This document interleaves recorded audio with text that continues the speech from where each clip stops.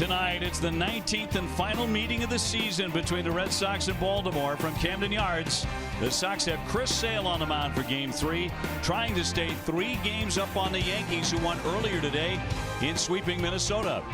Hi, everybody. Gorgeous night for a baseball game. Great to have you with us. I'm Dave O'Brien. Delighted to be joined by Todd Walker, former Red Sox, and Jemiah Webster in just a couple of moments. The Red Sox winning last night in extra innings for the 15th time this season, Todd. Incredible. It's just incredible indeed, and it's a measure of how good the bullpen has been in 2017. Well, the Red Sox bullpen has been ridiculous. That's the main reason the Red Sox have the 5th best record in baseball. The way you have success out of the bullpen is you come in throwing strikes. You don't walk anybody. You don't let the hitters get in hitting counts. Watch Carson Smith here. This slider in the dirt got him. Addison Reed with the high heat. Craig Kimbrell, who's got ridiculous strikeout numbers on the outside corner paint. And Joe Kelly with his changeup and also a fastball in his back pocket at 100. And here's the last play of the game. Matt Barnes to seal it for the Red Sox last night in a 1-0 win. So here it is. Now you break it down. The Red Sox 15-3 in extra inning games, off the charts there. Look at that minuscule bullpen ERA, 1.25. and a 185 batting average against, just 2 home runs in those extra innings all season long. So as you said, it's the caliber of the outs and not walking anybody and getting themselves in trouble. So Red Sox will try and do it in 9 tonight, and they have Chris Sale on the mound. This is a giant start for the left-hander. He has to be very, very good. The last 7, he's been a little bit up and down. If the Red Sox are going to go deep into October, they need Chris Sale, and they need him tonight here in Baltimore.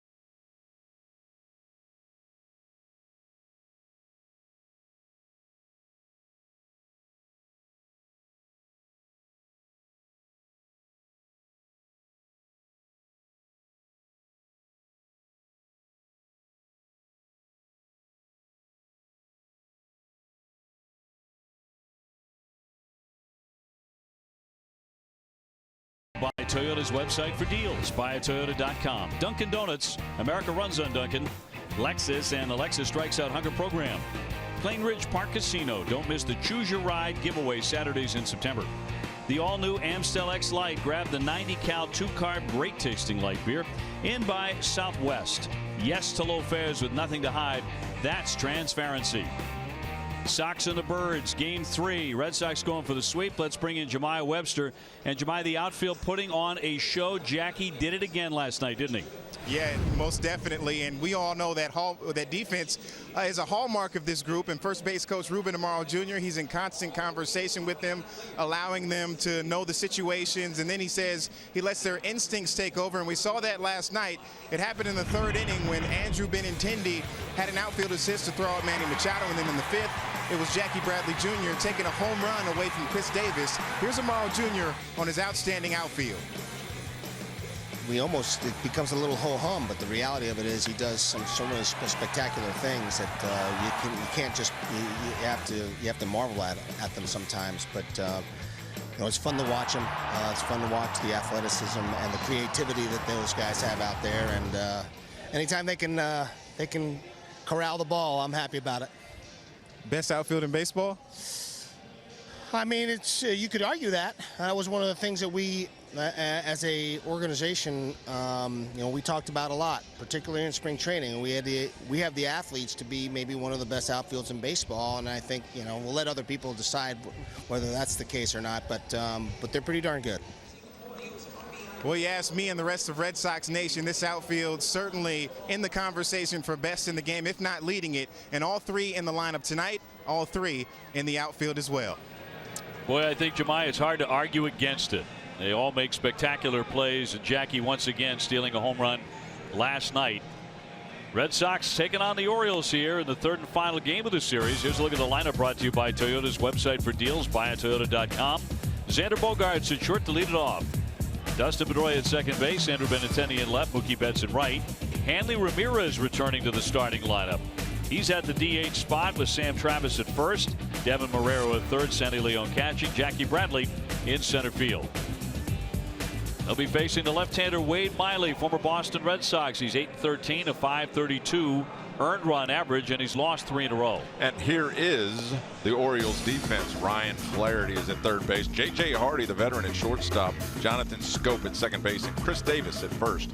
Left to right in the outfield, Trey Mancini, Adam Jones, and Austin Hayes in right. Behind the plate, Wellington Castillo, Wade Miley on the mound, and Mark Trumbo tonight is the DH. Well, the umpires are brought to you by Toyota's website for deals, buyatoyota.com. Todd Titchener has the plate. Mike Winters, the crew chief, at first. Marty Foster at second. Mike Muchlinski at third base. Perfect night for a ball game. Red Sox trying to sweep. Yankees won 11-3. Game number 152. Strike one, and we're underway. Xander checking in at 268, 9 home runs, including 1 in this series.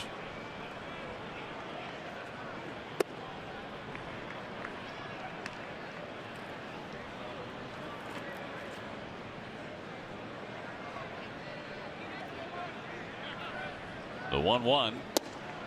He looks at a ball. Miley has really struggled all season long. High pitch counts. Doesn't go deep into games. Punch to the right side, and Scope to gobble it up. 1 away.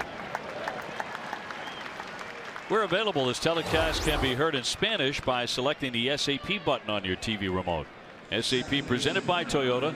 Visit compare2toyota.com to see Toyota deals not seen on TV. As mentioned, the weather is perfect. 85 degrees and clear skies all night. How about the moment the game ended last night? After 11 innings, it started raining.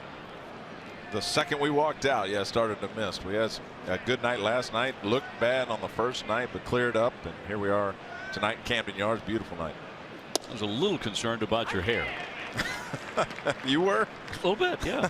That's good to know. It's good to know. I'm way overdue for a haircut. I mean, you and I both. Pedroia taking a pitch down into the dirt. Petey at 302, 7 home runs.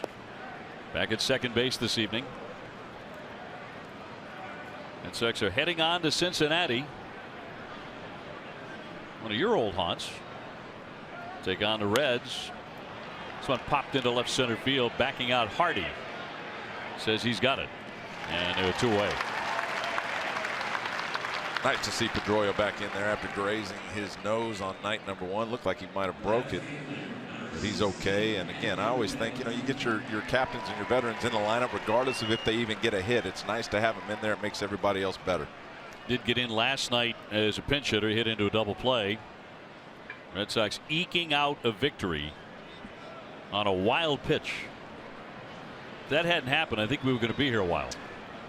Both bullpens are just the best in the American League. So, I mean, it does get a feeling, especially last night at 0-0 after 9, that we're going to be here a long time, especially after night number 1. What was it, 6 hours? Right back to the hill. Miley will throw on and retire Benintendi. And the Sox go 1-2-3. The Orioles coming up against Chris Sale.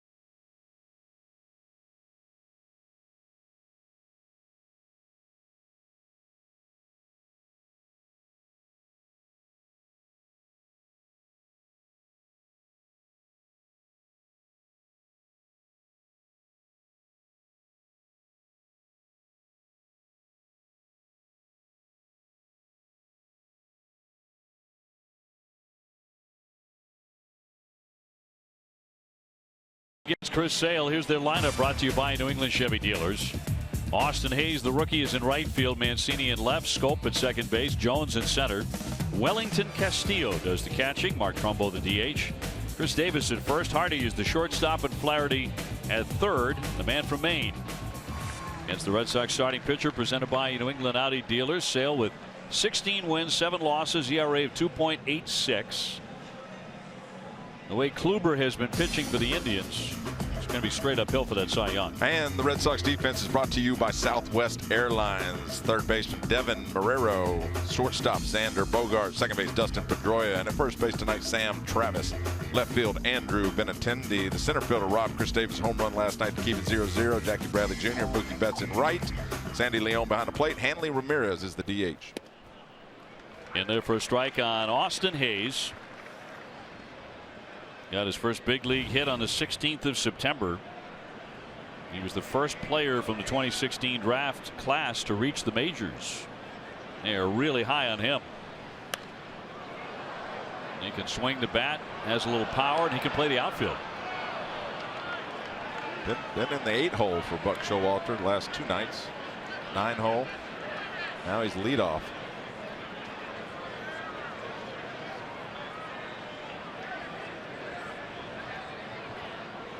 Chris Sale with 287 strikeouts coming in. So 13 away from 300 Ks. And if he gets them tonight, he'd be the first Red Sox pitcher to reach 300 since Pedro 18 years ago. And probably one of the most dynamic left-handers in the history of the game. I mean, his slider is, there's no contact point. It's ridiculous. You've got to guess with Chris Sale. You can't hit both his fastball and his slider. You got to guess, and that's what makes him so tough. 95 strikes him out. There's 288. One gone. When you're behind in the count on Chris Sale, you've got to protect against that slider. And when he comes elevated right there at 95, you really have no shot. Updated where he is on the single season strikeout list for the Red Sox. And here's Mancini. Going after that first pitch. We have seen that so often since the All-Star break. Teams adjusting their patterns against Sale, not wanting to get in that 0-2 hole, not even wanting to go 0-1. Absolutely. I mean, as a hitter, the best way to attack a strikeout pitcher is to get him early. He's a strikeout pitcher for a reason. You get to 2 strikes, he's going to wear you out.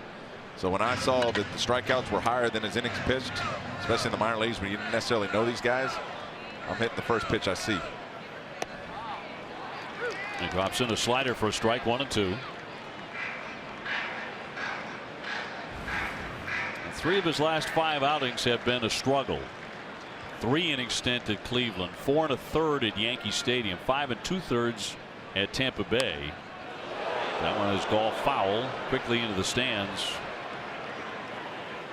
Now, if you were watching some of the Yankee game today, Todd Frazier hit one into the stands that struck a little girl, and she had to be taken out on a stretcher and to the hospital. And Frazier went down on his knees and put his head in his hands. He was devastated. 1-2. Down he goes. A swing and a miss. Mancini erased. Back-to-back Ks.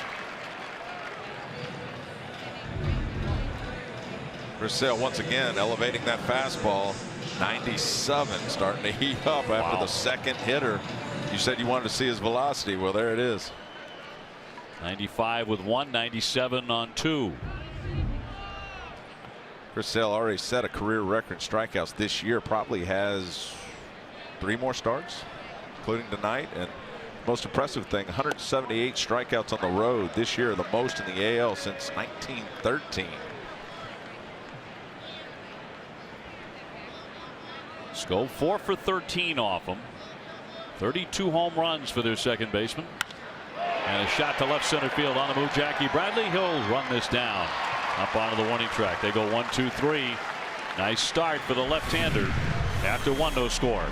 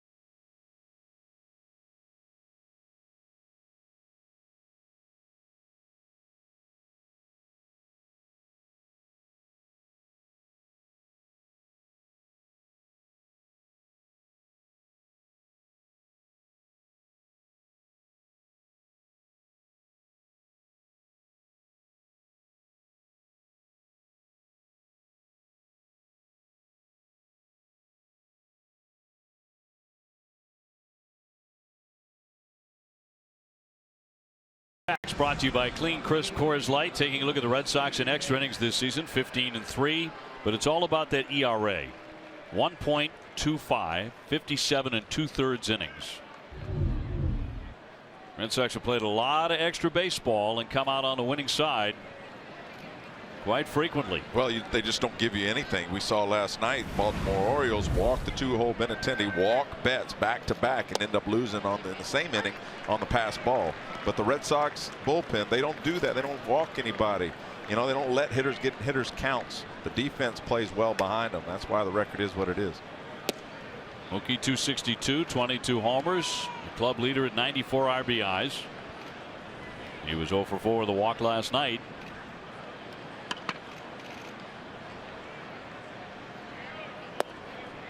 2-1. He's seen a little bit of Wade Miley. He's 2 for 6 off him.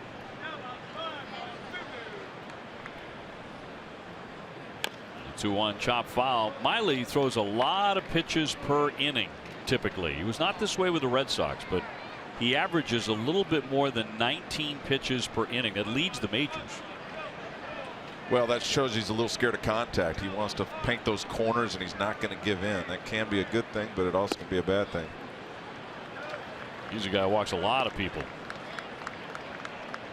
Yeah, he's just not going to give in, and he's scared to throw it down the last. I use the word scared. He doesn't want to throw it down the middle and give you a cookie. So he's going to try to paint the corners. Weekly hits, scope up and over. And the first 4 Sox have been retired. That was the pattern last night.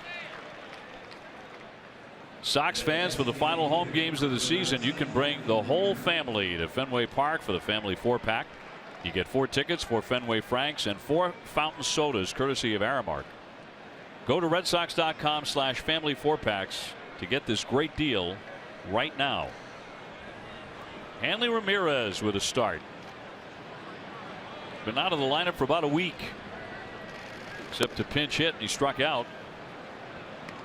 There's no question it's been a very disappointing year for him. 55 RBIs on the 20th of September, but as he has said, if he can get a couple of big hits the rest of the way and be a factor in postseason play, he might be able to salvage something. He's 0 for his last 11. Does have 4 home runs in his last 12 games with an at-bat against the Orioles. Well, there's no question Boston plays better with him in the lineup. 27 wins and only 8 losses in his last 35 games. Again, a lot of times you need your big guys in there regardless of how they perform. It just makes everybody around you better. That's why they sign guys like Hanley Ramirez, Dustin Pedroia, David Ortiz. In for a strike.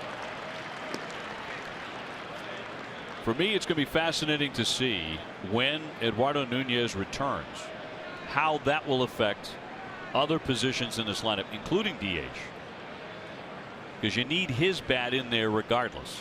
And I think you need him back before the playoffs start. He needs a string of at-bats to get back in the groove. This game is not easy at this level just to get thrown back in there to start game 1 of the playoffs. So he needs to get back, which I think he will in the next few days. You see him in Cincinnati, but he's a big part of this team for sure. Yeah, the hope is to see him in Cincinnati.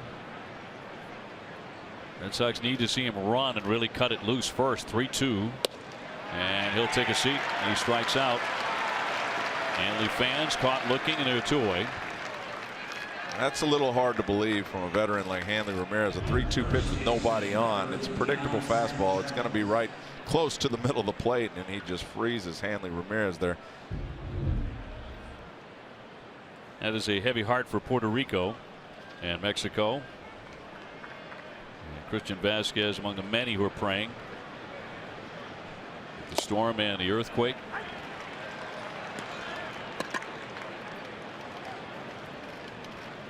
Seeing a lot of that around baseball.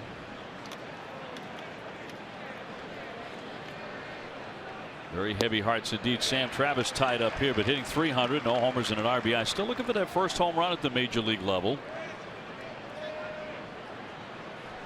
Only had 6 with the Paw Sox this year. He's hit for more power in the past. And the Red Sox believe he can hit for power at the big league level. Well, and the hard part about that, OB, is that you can't try. You can't try to hit home runs. It'll have the reverse effect on you. But when you start getting the pressure of wanting to hit your first home run in the big leagues, it can wear on you. I know that. I had 100 at bats before I finally hit one, hitting about $180. High fly ball left center field. This will be caught. Mancini coming over. And that'll do it. Red Sox go in order in the second. No score here.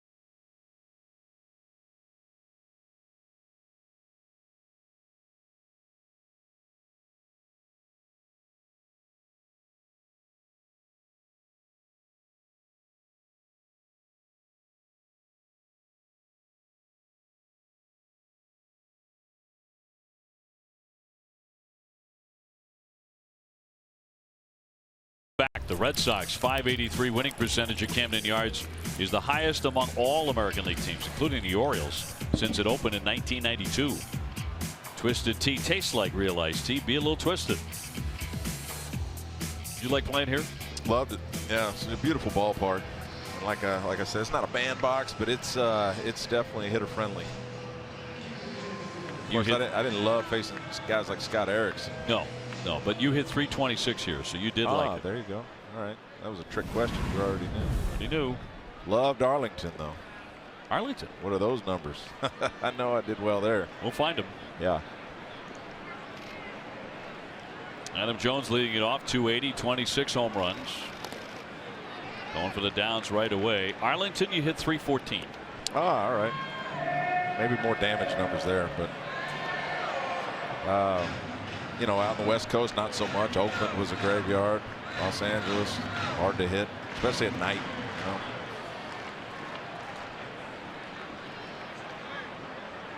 You know? 0-1 pitch to Jones.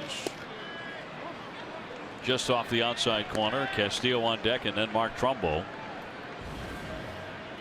Jones has never had a whole lot of fun facing Sale. Very few do, but he's 4 for 29 strikeouts against him. Remember J.D. Drew talking about how much he loved hitting in this ballpark. He loved the backdrop. Yeah. Said it made it easy for him to pick up the ball, and he just felt great here every time he swung the bat. A lot of times it's the air, the thickness of the air. Like I said, on the West Coast in L.A. or Oakland, it gets real thick at night. It's just tougher to drive the ball, but here it's clear, and most of it, of course, depends on how you feel when you're at the plate. And certainly here, I felt pretty good. And who you're facing, of course. Facing Chris Sale, this would be a very good place to hit. Could be the backyard, and it wouldn't be a lot of fun. That's right. Slicer foul back to the screen. Of course, you're talking about Oakland. Some pretty good pitching staffs back then against the A's, huh? Yeah, Red Sox 2003. We played them in the division series. We faced Tim Hudson, Barry Zito, those guys. Mark Mulder. Tough. 2-2 breaking ball slapped into left field for a base hit. So Jones will be the first man to reach in the ball game tonight. Don't miss the $200,000 Choose Your Ride giveaway. Grand prize winners are guaranteed Saturdays in September. Earn entries all month long only at Plainridge Park Casino. Come in and experience the only casino in Massachusetts. Leadoff man on for Wellington Castillo. Catcher 286 with 20 home runs. I was talking with Ruben Amaro, Red Sox first base coach, about the reasoning behind Rajai Davis not electing to run late in the game when he came on as a pinch runner, and Brock Holt tried to drop down a bunt, couldn't get that done, wound up striking out. But there were a couple of times it looked like Davis was going to go, and of course everybody knows why he came to the Red Sox, for that purpose. And Ruben made a great point. He said he doesn't always have the green light, talking about Rajai. And he said in that case they were concerned about the pitcher's time to the plate, which was 1.6 seconds, which is quick, and Castillo's arm back there. He's a very good throwing catcher. The combination of those two became a stop sign in that instance. They didn't want to run into an out. Well, Rajai Davis knows how to steal bases, and you know that you're still on the pitcher, not necessarily the catcher. If the pitcher's got a quick release time to home plate, you can't necessarily do it. In that particular case last night on 3-1 count to Holt, I felt like you could at least put him in motion. You're not necessarily trying to straight steal, but you gotta trust that Holt on a fastball 3-1 with first base occupied, that you can put it in play. He wound up taking a strike. 94, according to the umpire Tichenor, that was not on the plate. Castillo with good power.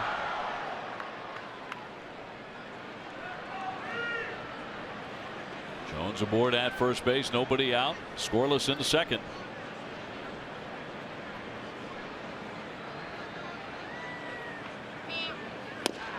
Strike at 98. Well, his velocity is good tonight.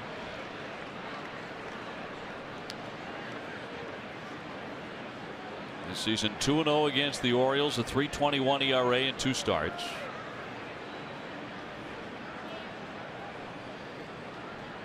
And a 2-2.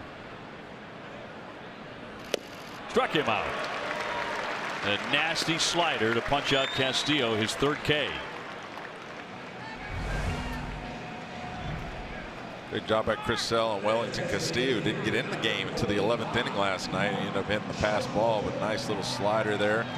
Once again by Chris Sale. Wellington Castillo way out in front of that pitch. Amica Insurance, great service, great coverage, and a great price for auto, home, or life insurance. And that's the example of what we talk about when you're trying to get the head out on 97, 98, and he drops that slider on you. You're going to be way out front. Brings up Trumbo, 237 with 23 home runs. Bit of an off season for him, but still dangerous with that bat. It's 290 strikeouts for the season now for Sale. So closing in on 300. He has 17 double-digit strikeout games to lead the majors. This Red Sox pitching staff, both starters and bullpen, can strike guys out. Wow. 4 2/3 last night of bullpen work, 8 strikeouts. Almost 2 an inning for those mathematicians. Pretty impressive. Big league hitters. Can't put it in play. On the stop before this one against Tampa Bay at Tropicana Field, Red Sox piled up 24 strikeouts in one game. Extra inning affair.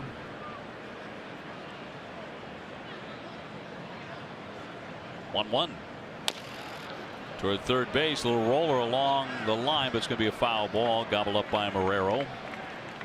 Devers is sitting tonight. Rafael Devers has made an error in 5 consecutive games. The Red Sox think he's looking a little bit tired. I thought last night maybe a little nervous on that throw over to first base that skipped past Moreland. Moreland could not dig it out, and they wound up with a runner at second base. Red Sox leading 1-0 in the 11th. Luckily for the Red Sox, Barnes got the final out. He made 5 or 6 really nice plays last night until, like you said, the last out to end the game. He could have been nervous, or it could have been a deal where you relax a little too much, and instead of a 4-seam straight ball, you throw a little sinker over to first. Mitch Moreland wasn't able to pick it, and almost cost him. 1-2. Ground ball, Bogarts near the bag, flips to Pedroia, one on to first. Red Sox turn it. Dustin Pedroia with a very quick double play, and that will retire the side as Sale pitches around the base hit.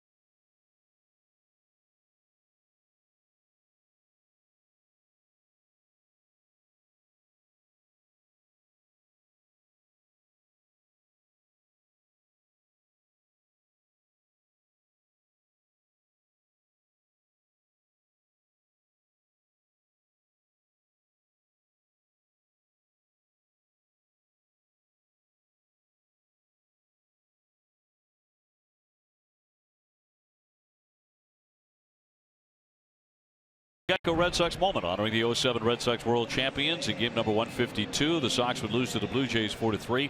John Lester pitched 6 2/3, allowing only 3 hits and 1 earned run for the Sox. This Red Sox team at the moment with a 2.5 game lead over the Yankees, pending the outcome of this one, because the Yankees beat up on the Twins 11-3.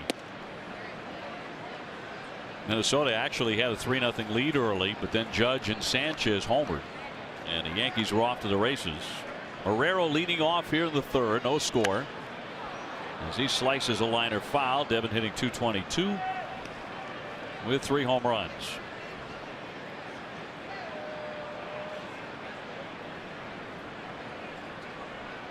He's at third here tonight, the 1-1.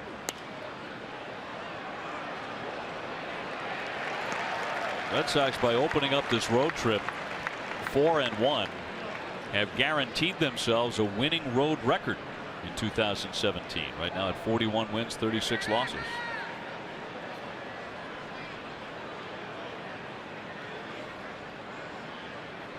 And a 1-2. And when you break spring training, if you got a good club that intends to be competitive, you want to be right around there. Obviously better than that if you can be, but you can be anywhere, a couple of games over 500 on the road. That one knocked down by Flaherty. Time to throw. Offline, and he dove in safe. Terrific dive by Marrero to get a corner of that bag. When hurtling into first base, Flaherty mishandling the play at third. Great job by Devin Marrero here. Should have been played by Flaherty. Kind of looked nonchalant on that, but Devin Marrero, thinking he might have, Chris Davis might have a tag on him, slides on the outside part of the bag, and that's one of the reasons you would slide at first base, to avoid a tag. And right there, Devin Marrero does a good job of anticipating that Chris Davis might try to tag him. So it's an error on Flaherty. And here's Leon, .222 with half a dozen home runs. It's not been quite the same offensive season for Sandy. He has certainly had his ups and downs at home plate, but he's been so steady behind the plate for the Red Sox starters and bullpen.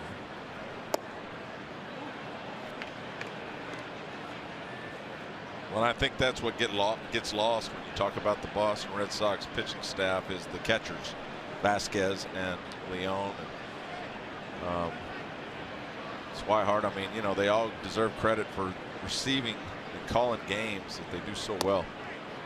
In Sandy's case, he's got a catcher's ERA of 3.37. That's second best in the majors and leads the American League. The lowest by a qualifying Sox catcher since 1987. So reliable and dependable back there. Marrero on with a short lead against the lefty.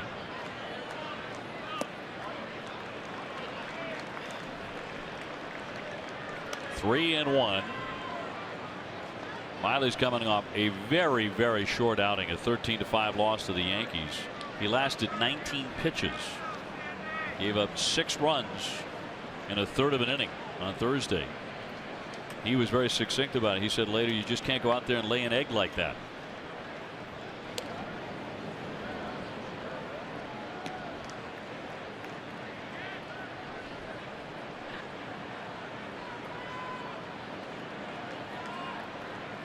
Red Sox have seen the other side of Wade Miley when he's been very tough here in 2017. And he walks him. We talked about the walks. It's 85 of them now. He leads the league. Can't give free passes in the big leagues, whether it's a walk or kicking the ball around. And right here in this inning, the Baltimore's done both. Red Sox season ticket plans for 2018 are on sale right now. New plans include access to potential 2017 postseason games. For more information, go to redsox.com/season tickets. First and second, nobody out. Red Sox with their first scoring chance. Jackie Bradley, 256, 17 homers.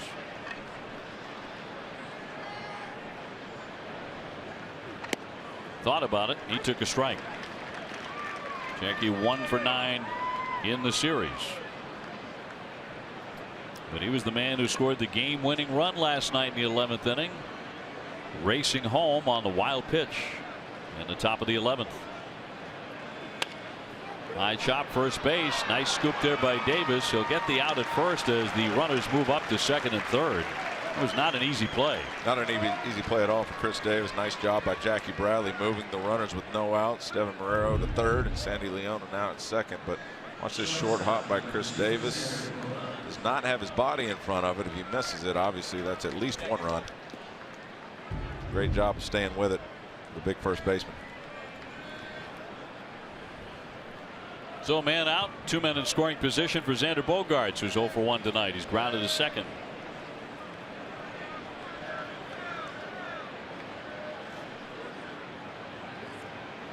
Hit the game tying home run in the 7th inning on Monday.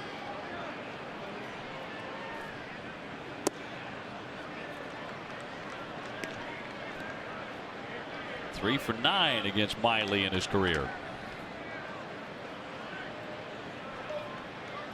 So it's Marrero at third, Leon at second after the error and ball 4. Off speed and he missed with that. A changeup could not entice him. So a good count for Xander.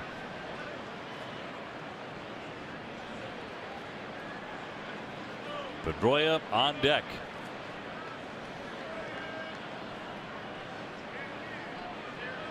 And the 2-0. And that's going to be ball 3.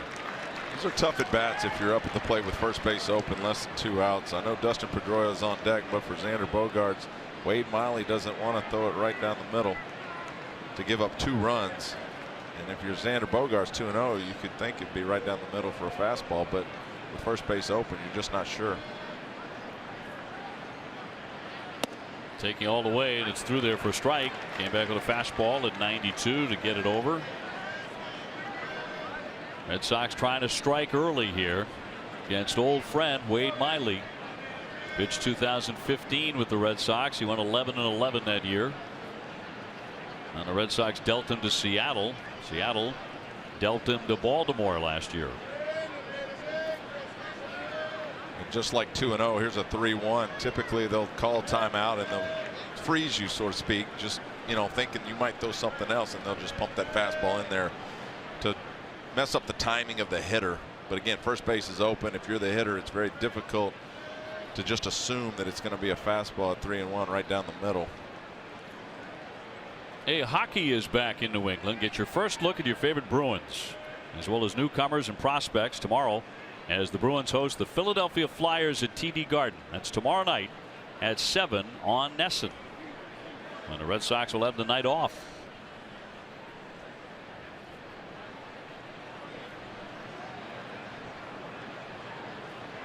Great count for Bogaerts, the 3-1. How about that? A changeup at 83 on 3-1 with 2 men in scoring position. Well, again, it frees the pitcher up when he knows first base is open. Even if he walks him, the double play's in order. You do have your 2-hole Dustin coming up. I know that, but it frees the pitcher up to make the pitch he wants to make. And you have a base to give. He may get it again here. 3-2. And he does walk in. That's out of the fastball, and they're all loaded up. So he's walked 2 in the inning. We really have to wonder how much the mishandled ground ball by Flaherty and the error, how much that affected Miley, because he had retired the first 6 and he was breezing. There's never a time to make an error, but especially when the leadoff hitter and you kick a ball, it's tough. And obviously causes Wade Miley to throw more pitches in this inning. Like you mentioned, he's walked 2 guys already. But in that particular case with Xander Bogaerts, like I said, that's almost an intentional walk. He doesn't want to split the plate on him and give up 2 runs. Double plays in order now. With Pedroia the batter, 0 for 1. He's popped to short. He's 2 for 3 against Miley.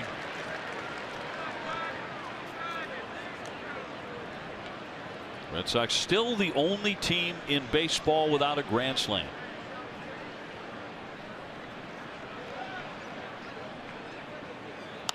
And a line shot that'll be caught by Hardy, back into second, and a double play. Leon had no chance. Hardy made the stab. Dustin Pedroia doubled up to retire the side.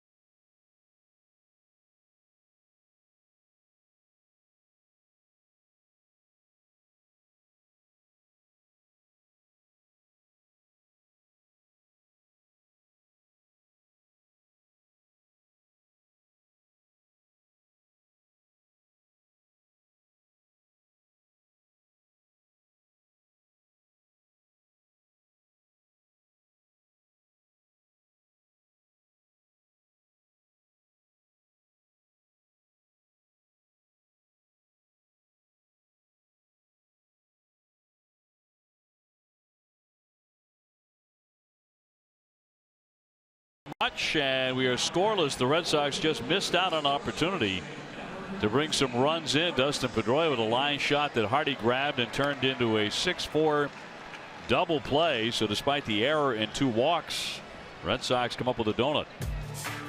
Ace Ticket is Boston's trusted source for Red Sox tickets. From bleachers to boxes, Ace has the lowest prices to games at Fenway. Visit aceticket.com now or call 1-800-MY-SEATS. So last half of the 3rd inning. It'll be Chris Davis, J.J. Hardy, and Ryan Flaherty against Chris Sale, who has struck out 3 and sitting at 290 for the season. And the breaking ball snaps in for strike 1 on Davis. He's 2 for 15 in his career against the left-hander. 0-2. Davis, the man that Jackie Bradley robbed last night of a home run with a sprint to the wall and a perfectly timed leap. This is something you don't want if you're Baltimore, your big home run guy, to lead off innings. This is his 3rd time to lead off an inning in his last 4 at bats.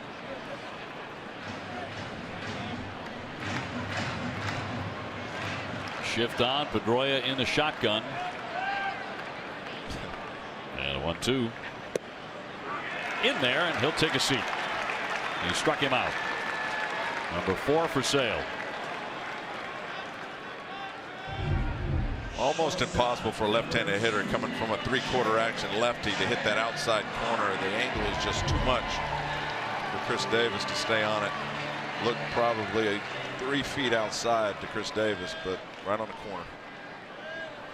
The son of J.J. Hardy.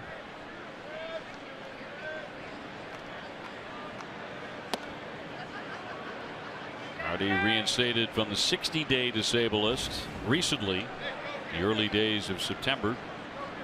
He had fractured his right wrist. He's had a lot of injury trouble in his career. When healthy, a very good player. 1-1. Been doing it a long time. 35 years old. He was playing when I was playing 10 years ago. Young guy with Milwaukee, shortstop. Been a Gold Glover. He's always had good power. This season's been a wash for him. And he looks at ball 2. Except for his paycheck, $12 million. Yeah, that is not a wash. That's not a wash. You can get a lot of washes. Say, hey, I'd like to make a large deposit every 2 weeks. 2-1. Sock to center, dead away. Jackie Bradley with plenty of room. He'll stop there to make the grab. 2 down. Watch the drive to the pennant with MLB.TV every night on every device. Watch every out-of-market regular season game live. Plus, get a free subscription to At Bat Premium, the #1 app for live baseball.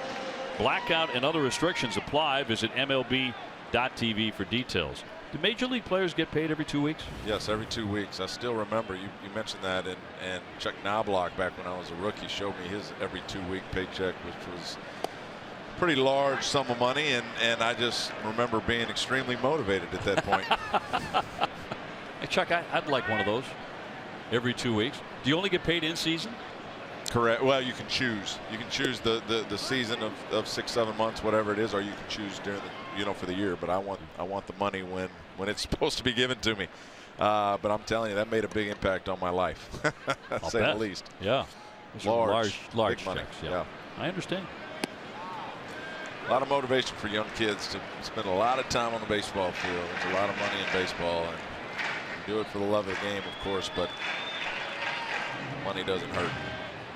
Very blessed. Yes, first and foremost, the love of the game, I think, is true, and that may sound like a cliche to a lot of folks, but yeah, I know the money's great for those who earn it. Not everybody earns big bucks like that, but it's hilarious to me, and I've always laughed when this is sometimes on the radio when you're doing radio play-by-play, or you're the host on radio and you do an interview with a player, even a guy who's making $20 million a year. And the gift for doing the radio appearance is like $100, $100 bill. You hand that to a guy making $20 million, and he acts like he's just made $20 million more. Did he go? He did. That is strike 3. So another strikeout, 2 more in the inning, and he has just jumped past Roger Clemens at 292 in second place on the all-time single season list.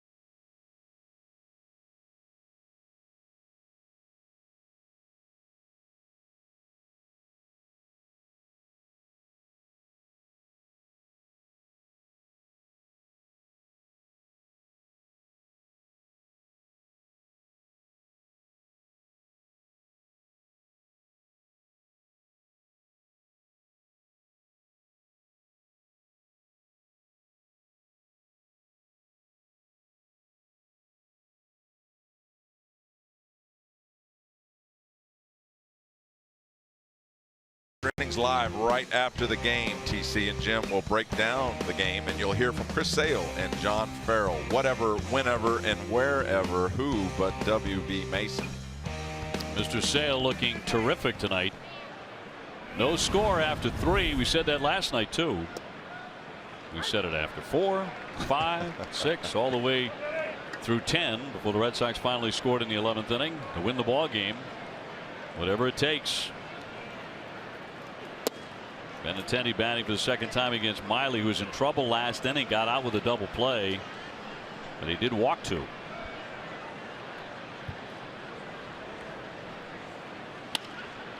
Little bloop into left field that dunks down for a base hit. Benintendi taking a wide turn, very wide. He's going to head on back, and a single for the number 3 hitter.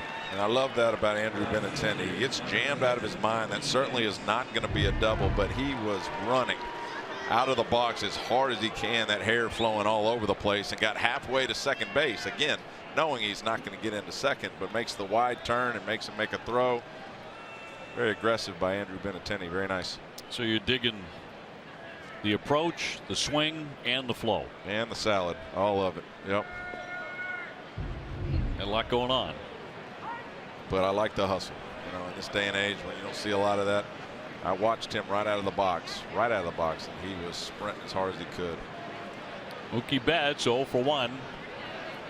Sox finally have a hit against Miley. Mookie grounding to second first time up, 2 for 7 against the lefty. 0 for 4 last night. It's sitting there with 94 runs batted in. In a ballpark that was his personal playground last year. Slice pop, that's down the right field line. That will not be caught. And you know, that's what makes Andrew Benintendi such a great hitter. You don't always have to get the head out and hit it. You know, he's got 19 home runs, but he had a great approach against a lefty right there. He's content with staying inside the ball. Great hitters get jammed, and he's staying within the ball. He gets jammed, and there's a base hit to left field. Staying through it. You don't always have to crush it.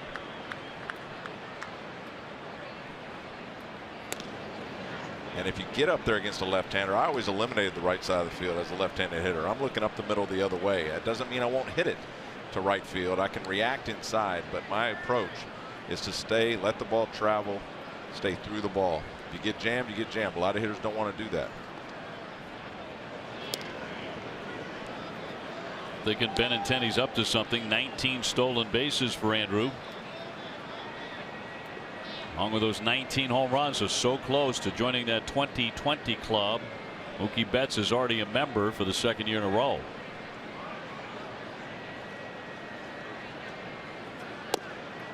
Strike. Makes you think about the days when Jose Canseco was part of the 40-40 club. Yes. 40 stolen bases, 40 home runs. Vladimir Guerrero, I remember, had 40 stolen bases and 39 home runs the last game of the season. We played him in Montreal. Very last at bat hits the top of the wall, and it comes back into the season with 39 home runs. That one roped into left field. Driving back Mancini to the wall, and she's gone. He's at it again in Baltimore. A wicked line drive. That just took off.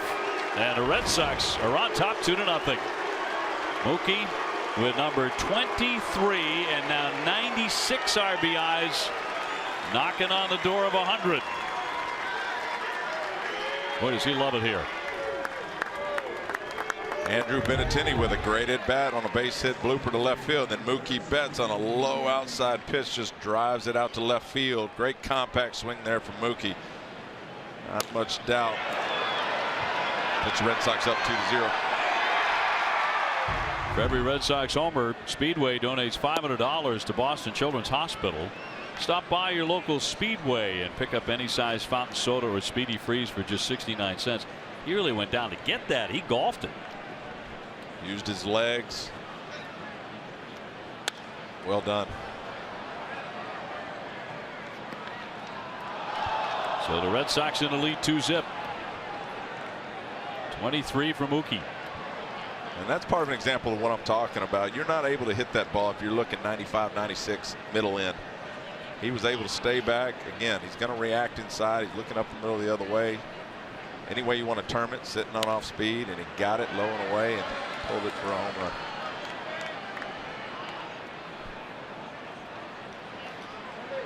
Well, after the Yankees win today, the Red Sox have to win to take a 3-game lead into the final 10 games. Off day tomorrow in Cincinnati.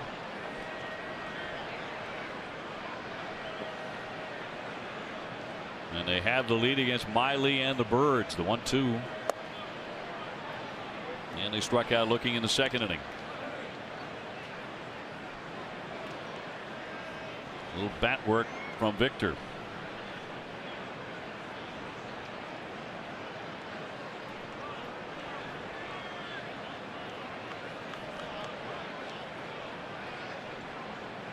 Miley's 2-2. Hard hit but foul.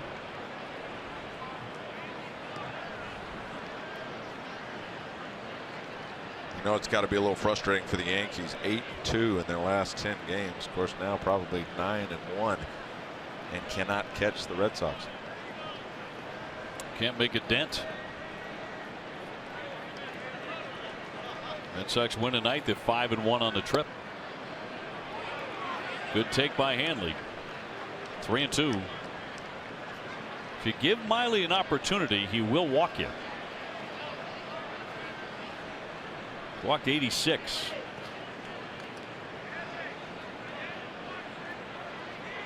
And a 3-2. Line shot toward the alley. That's going to get down. Keep on rolling to the track and the wall. Ramirez into second base. And a stand-up double. And a nice swing there for 2 bases. Well, we talked about it last night with Craig Kimbrell throwing 100 miles an hour. Joe Kelly, they can get away with splitting the plate because they throw so hard. But Wade Miley does not throw hard enough. And right there on a 3-2 pitch, nowhere to put him. He has to at least catch some of the plate. And Hanley Ramirez belts it out to right field.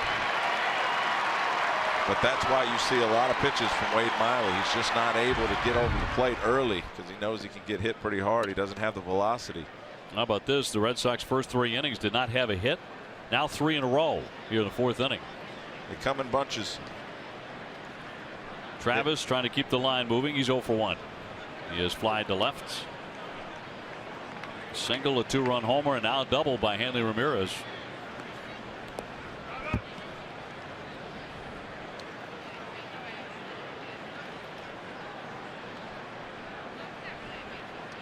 You're talking about how hot the Yankees and the Red Sox have been over their last 10 games.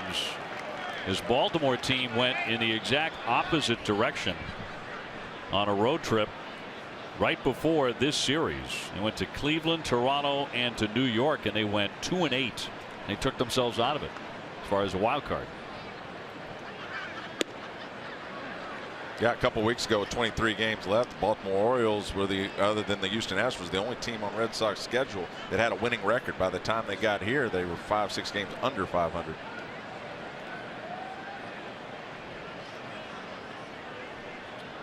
(2-1). Little dribbler foul.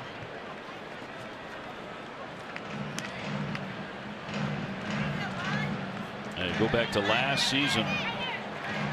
Remember, the Red Sox came in right around this time.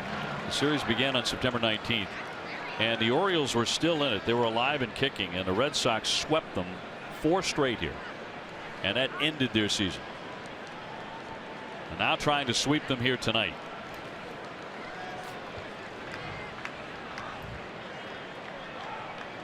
I think that's getting very old for Buck, knowing Buck.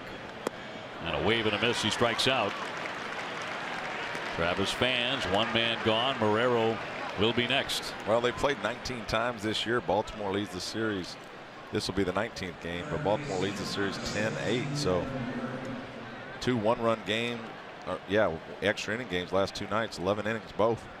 Red Sox pulled both of them out. It's got to be disheartening, especially this late in the season. The Red Sox last year knocked them out of the running for the division when they came in here and did that. Orioles did, of course, go to the wild card game and infamously did not use their closer in that game. and wound up going home very early. But that series last year here ended any chance they had. Really put a big hurt on them as far as the division was concerned. And the 0-1 is down and in on Marrero. He reached on an error in the third inning.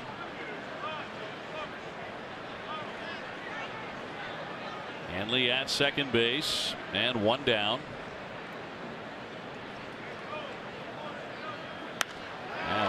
Socked into right center field. Jones racing back. He's turning around, and that one gets out of here. A home run for Devin Marrero. He strikes for the 4th time this season. Look at the enthusiasm out of Mookie Betts, who's already done it in this inning. The second 2-run homer in the inning for the Red Sox, who are now on top 4-0. You don't worry too much about the small ball game. Sam Travis strikes out, unable to get Hanley Ramirez over to third base with less than 2 outs. When you've got guys behind you that can do that, Devin Marrero bolt into right field, 2-run homer. May have another one coming tonight, because earlier this season he hit 2 in one game. And here's Sandy Leon looking at a strike. Back to the home run cut.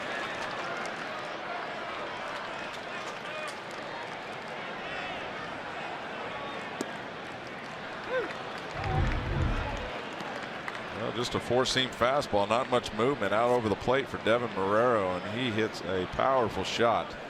Great job of staying through it too. That ball wasn't necessarily on the outside corner, it was more on the outer third. Just gets his body behind it, fat part of the bat. Well, a couple of times this season he's been an unexpected source of power. And tonight launching a 2-run shot after Hanley had doubled. The same inning where Mookie Betts has ripped a 2-run homer. And the 0-2 fouled back to the screen. Well, this is far from over, but it's a good sign for the Red Sox to be up 5-4-0 after 3 or 4 innings, because the Yankees have won. They're 3 games up as we speak. If they were to lose, it'd be 2 with 10 to play. You certainly don't want to get wrapped up in the wild card 1-game playoff after playing 162 games. And it's also up 4-0 with Chris Sale pitching really good baseball tonight. That'll be inside on Leon.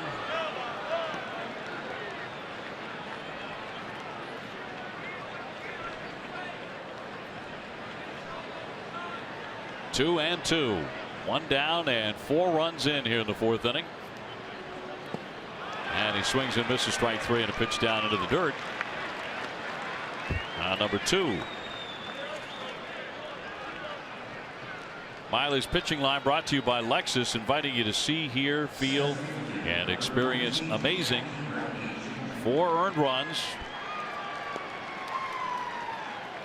Already up to 75 pitches, which has been a real issue for him. High pitch counts, low innings. ERA of 5.32 coming into the game.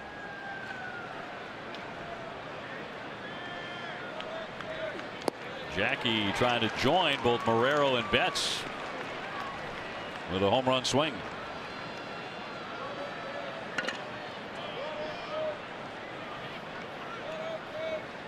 And the 0-1.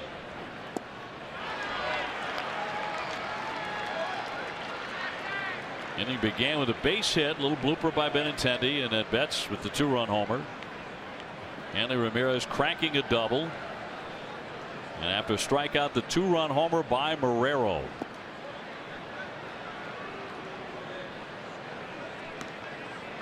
As far as home runs are concerned, the Red Sox will take them anywhere they can get them.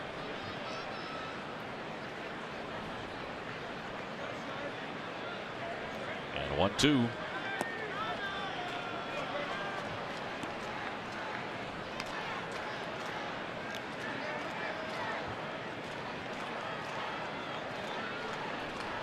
Sox trying to win their 88th game of the season. If they win it, they're 88-64. Ground ball backing up Davis. That gets through 2 men. A seeing eye off into right field, and Jackie Bradley is on.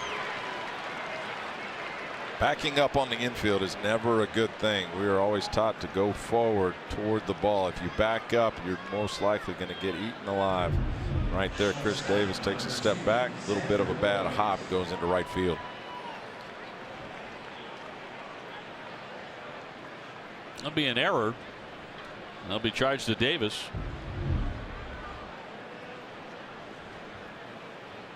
So they've already made 2 errors. Not supporting Miley all that well. And the inning continues. That'll bring up Xander Bogaerts, who's grounded out and walked.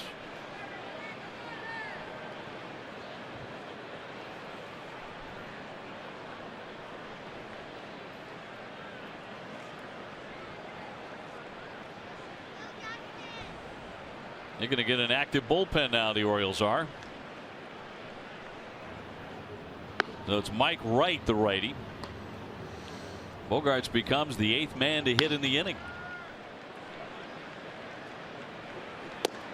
And zipped in there for strike 1 at 93. Get expert emergency care without leaving the ballpark at the Beth Israel Deaconess Medical Center First Aid Station behind Section 12 on the lower concourse. Beth Israel Deaconess, the official hospital of the Boston Red Sox. When Miley already up to 82 pitches with 2 down in the 4th inning. Well, for Wade Miley to be effective, he's got to be perfect. He's got to hit perfect spots early in the count. Otherwise, he gets behind, he nibbles around, it gets to 3-2. He does not have the fastball to get by anybody, which he has been at times this year. But tonight he's just missed and gotten in hitters' counts. Pedroia on deck, 2-1. Of course, the errors haven't helped either. No, they have not. Error by his 3rd baseman and now his 1st baseman.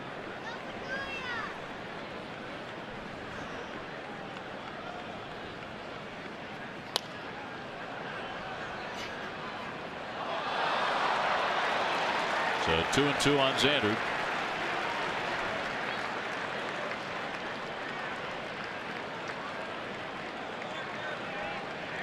Bogaerts already on once tonight. Reached base 5 times. Check it 6 times on Friday night. That's a career high. Jackie Bradley on at first, 2 away, and the 2-2. Roll foul.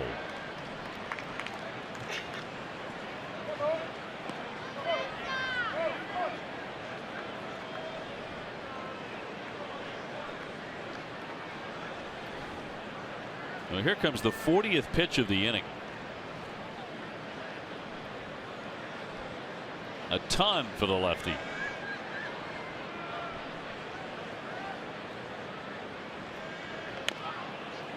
Another foul ball. Been plenty of those in the inning.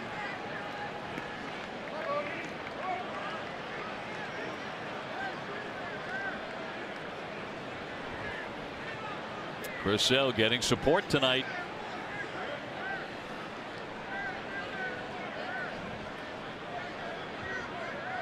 Through 3 innings, he's faced only 9 batters. And the 2-2. He struck him out. Down he goes to retire the side, but the Red Sox blow up for a pair of home runs in the inning. Mookie Betts, number 23, and Devin Marrero, number 4, each with a 2-run shot to make it 4-0 Sox.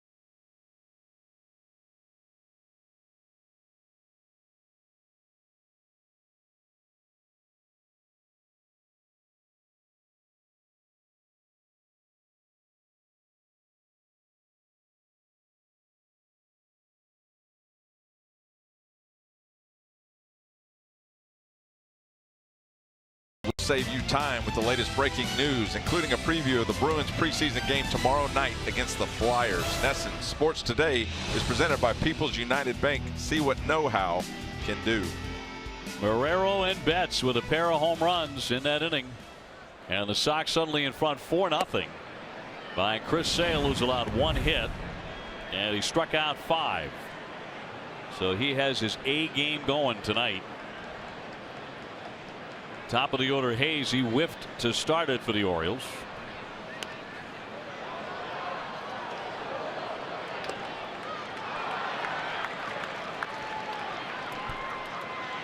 Casey will be along in a moment with the social stretch from back in the studio.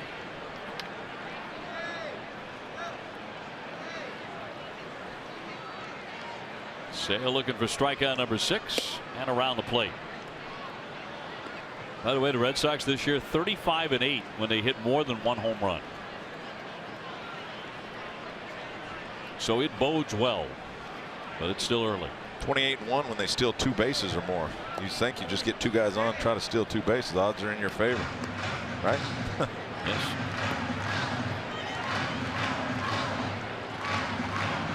And that includes a fairly high number of double steals by the Red Sox. Done that a lot.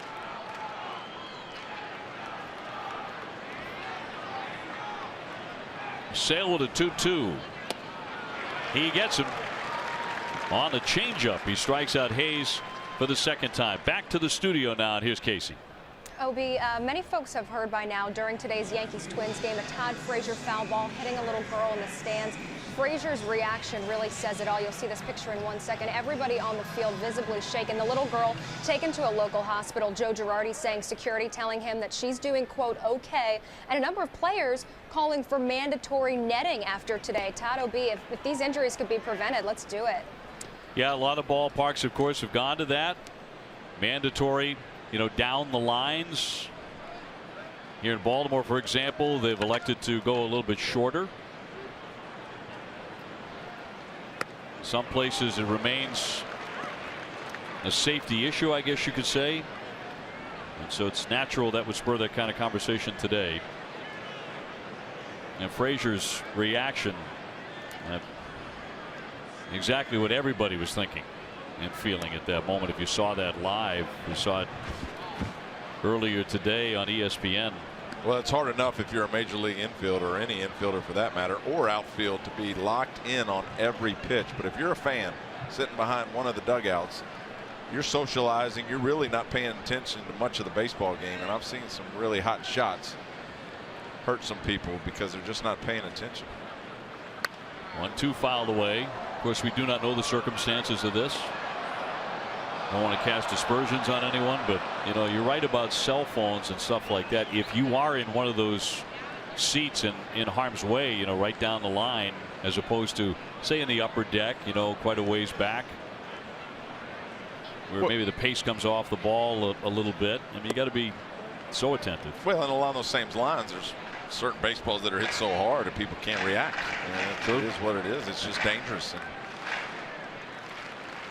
even if you have a glove in your hand, right? Yep. 2-2.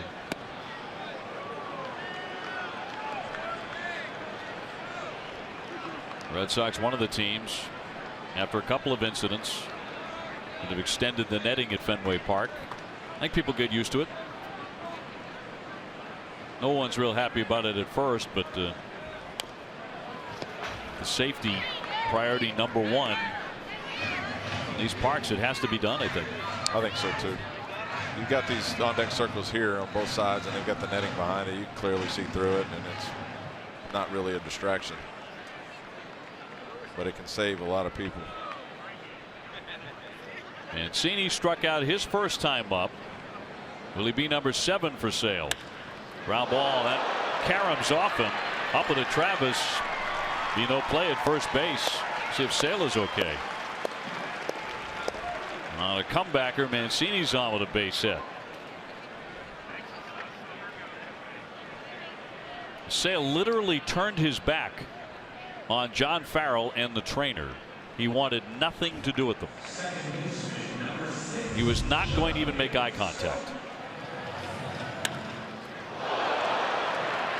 Tough ball right there by Chris Sale, and looks like it hit him right off his right upper somewhere. Upper thigh.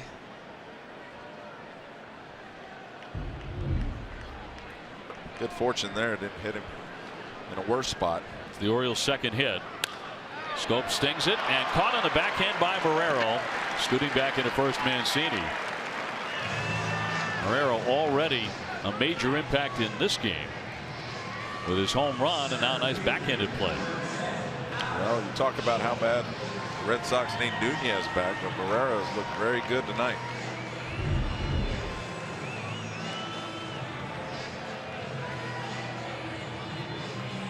Nice reaction there on a diving ball to his right. And frankly, the Red Sox have had a very difficult time getting consistent defense at third base. Well, you're going to have that with a 20-year-old. I like Rafael Devers as a player. I think if they give him enough opportunity, he's going to fit in real well here. But in the process of winning the World Series at this point in the season, definitely need to make every single play. Well, this has been a season-long problem well before the youngster Devers ever got here. This goes back to Pablo Sandoval and a lot of other guys who tried to play that position. It just hasn't gone well. But with Marrero, you know you're going to get defense. And Nunez. I like them both. Jones with a base hit his first time up. And I agree with you about Rafael Devers. If he can be an average defender, the way he's capable of swinging the bat, and we've seen stretches where he's been a ridiculously good hitter, especially when he first came up. He has a chance to be an outstanding player. I think there's a little bit of a confidence crisis going with him right now because of all the errors he's made recently. Well, a young kid. Yep, in 20, the big 20 leagues. years old. You know, he's a baby. You're fighting the deal where you know this is an opportunity of a lifetime, and you want to make the most of it. And in not every case you only get one shot. In some cases you get multiple shots, but you want to make the most of the opportunity. And you know that turns into fear sometimes and anxiety. And I'm not sure if that's necessarily the case with Devers, but he's going to be fine. Castillo on deck. Runner at first base, 2 down. The 3-1 from Sale. Right past him at 98. He reared back and fogged him with that one. He's hit 98 a few times tonight. Chris Sale's constantly, that ball was at the belt, not necessarily high, but he's constantly throwing that fastball at 97, 98 up in the zone. And then he's got that left to right slider that breaks 6 feet. It's just nasty.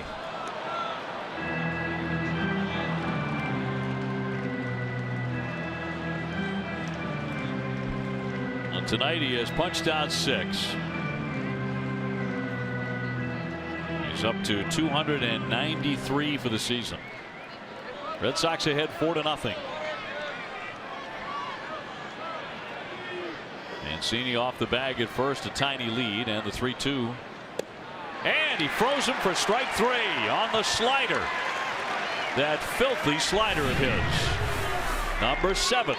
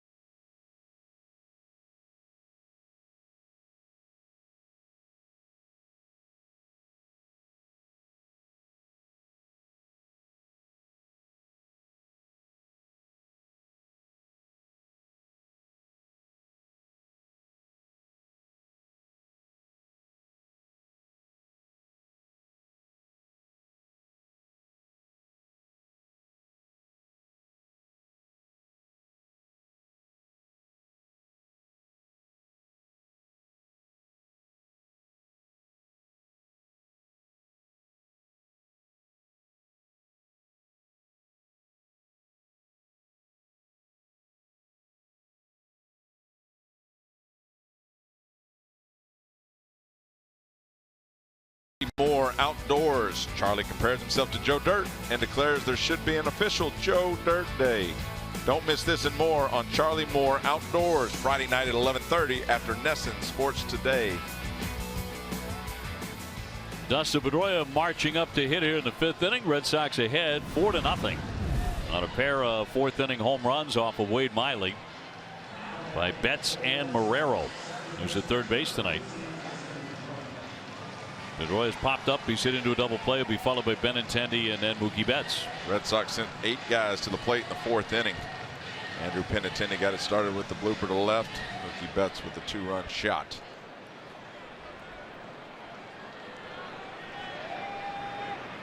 Miley still out there. They did have a pitcher warming up last inning. That long inning. This would be his 89th pitch.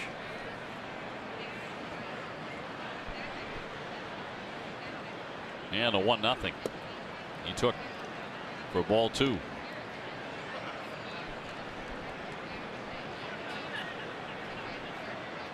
Day off tomorrow, and Rick Porcello will be the first man on the hill at Cincinnati on Friday. Ground ball to short, routine play for Hardy. And Pedroia is 0 for 3. CVS Health is investing $50 million over 5 years to extend their commitment to helping people lead tobacco-free lives and move us one step closer toward a tobacco-free generation. Learn more at cvshealth.com/be-the-first. Eduardo Rodriguez, former Oriole, will go on Saturday. That's a 4 o'clock first pitch, and then Doug Fister on Sunday at 1:10. And the Sox finally get back home after this long road trip, last road trip of the regular season, and will face Toronto on the 25th. Last 7 all at Fenway, 3 against the Blue Jays and 4 against Houston. And all that implies is the Astros. They're getting hot again. They've won 5 in a row. Could be the Red Sox first round opponent.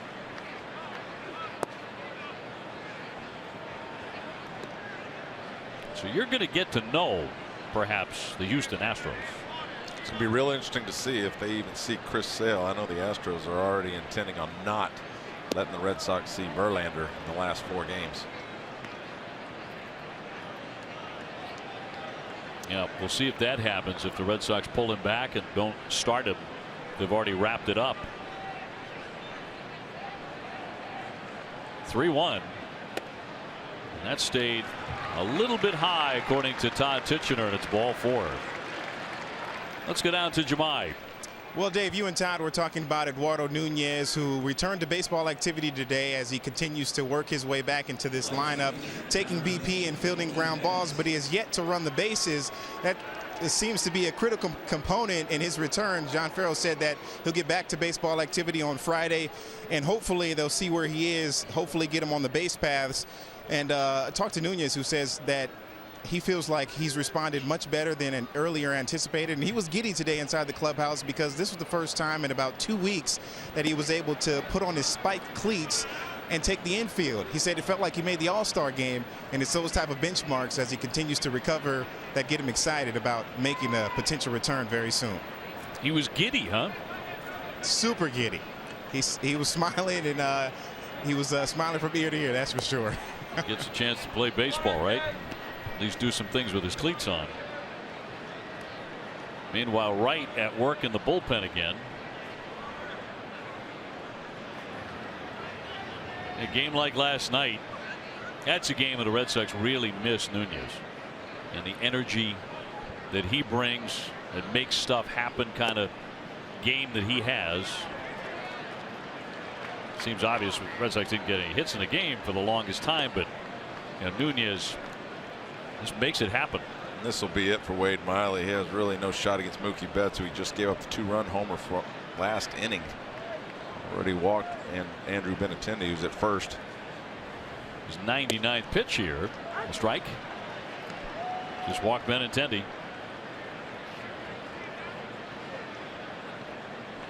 4-0 Boston.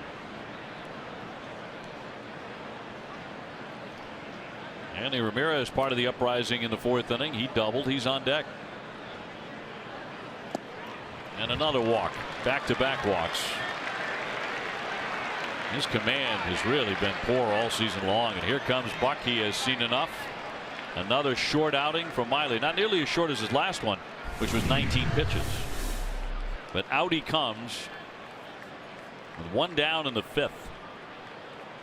That just won't cut it. So Wright coming on.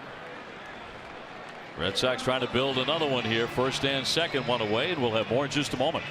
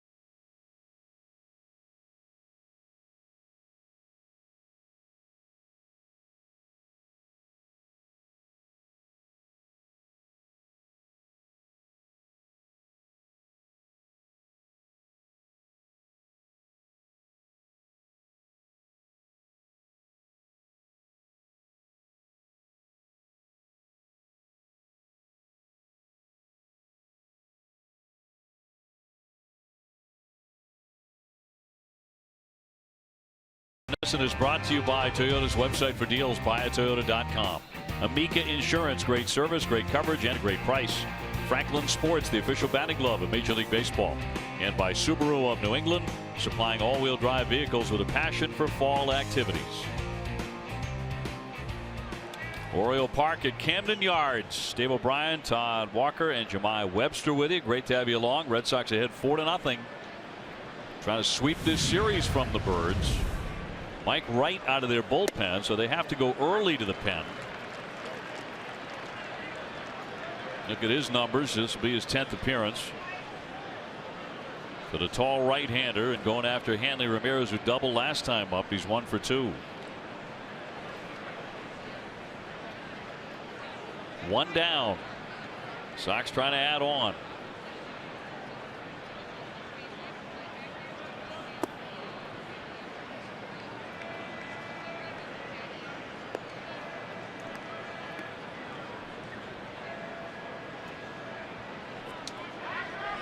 Wright spent the season at AAA Norfolk.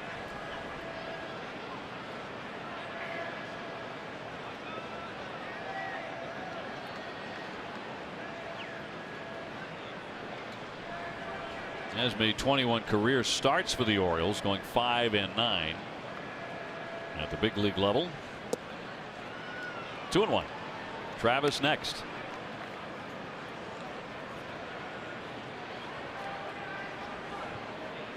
So Miley goes 4 to third. He's responsible for the 2 men on. So far he's been charged with 4 runs. He walked 4. It's been a walk in the ballpark all season long. Right with a 2-1. Line shot down into the corner. That's going to take a bounce and keep on rolling up against the wall. Benintendi is in. Here comes Betts around to score. No throw to the plate. Hanley into second with a 2-run double. His second double of the ball game. And the Red Sox open it up 6-0. Charge both of those runs to Miley and close the book. Well, walks kill. Miley walks Benintendi and Mookie Betts, and Hanley Ramirez on a 2-1 pitch right there drives it into left field to plate the 5th and 6th runs for the Red Sox tonight. His second double. So Hanley in his return to the lineup, contributing tonight.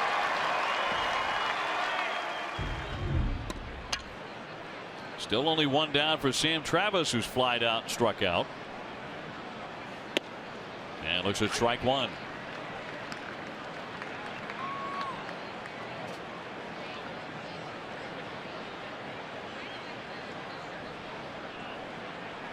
And Deb Marrero's already ripped a home run. The 2-run shot is up next. The 0-1. He buried it. You see innings like this, and it shows you how hard it actually is to be effective and accurate with your pitches. More of a credit to what we've been seeing with the Red Sox, especially we talked about the bullpen in the opening. I mean, Joe Kelly threw 18 pitches last night, 15 for strikes, and every single pitch he threw was right where he wanted to put it. The changeups were fantastic, 100 miles an hour on the black. It just shows you when you watch this how hard it actually is, and how good of a job the bullpen has done for the Red Sox and the starters. Joe has been spectacular. Incredible. He's not alone in that bullpen. The bullpen is a huge story for this ball club.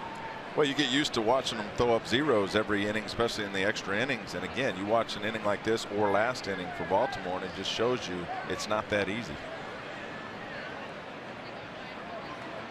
1-2. Just in all these extra inning games that the Red Sox have played, the ERA is what, 1.25? Minuscule. You can't give up anything in extra innings. You give up one run, you lose. And the Red Sox just don't do that. Walks, don't make too many errors in extra innings. 2-2 and in there for strike 3. So Travis will take a seat, and they're 2 away. Sox 15-3 in extras, a 1.25 ERA in extra innings, and a 1.85 batting average against. And also look at just 2 home runs with all of those extra innings at 57 2/3. Only 2 homers allowed. And 4 2/3 last night after Pomeranz did a fantastic job, struck out 8. You're not even letting them put the ball in play. It makes the defense pretty easy. Marrero now with Hanley Ramirez at second and 2 out and a couple of runs in. Sox in front 6-0.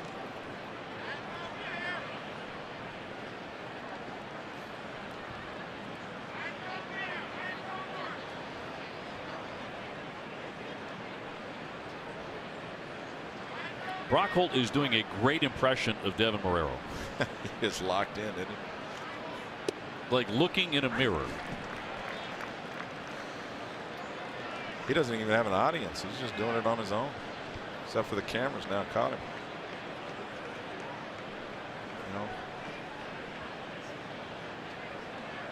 You know. Trying to get it all right, huh? It's great. He must have done it when he hit the home run. Trying to get him to do it again. A lot of you guys are really good at this, mimicking teammates and opponents' batting styles. Really good at it. 162 games. You've got to fill the space somehow. Entertain yourself. So it's total boredom you're talking about. That's what makes you at your best. Absolutely. Line shot foul.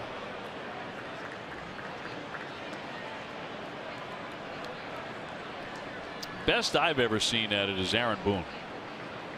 He can mimic like Pete Rose and Willie Stargell and all these guys who played, you know, with and against his dad, Bob Boone, who's a manager of yours. Absolutely. Yeah, in Cincinnati. Aaron's a good friend of mine. He's a good guy. But you're right, he's pretty funny too. And he does the best impression I've ever seen of Joe Torre making a pitching change. It is dropped in. It was a great impression of getting a pinch hit in Game 7 of the ALCS and hitting a home run like too. to talk about that very much. That's the part I remember. Boy, that had to be painful. Thanks. Yeah, stung. Got a lot better the following fall. Yeah.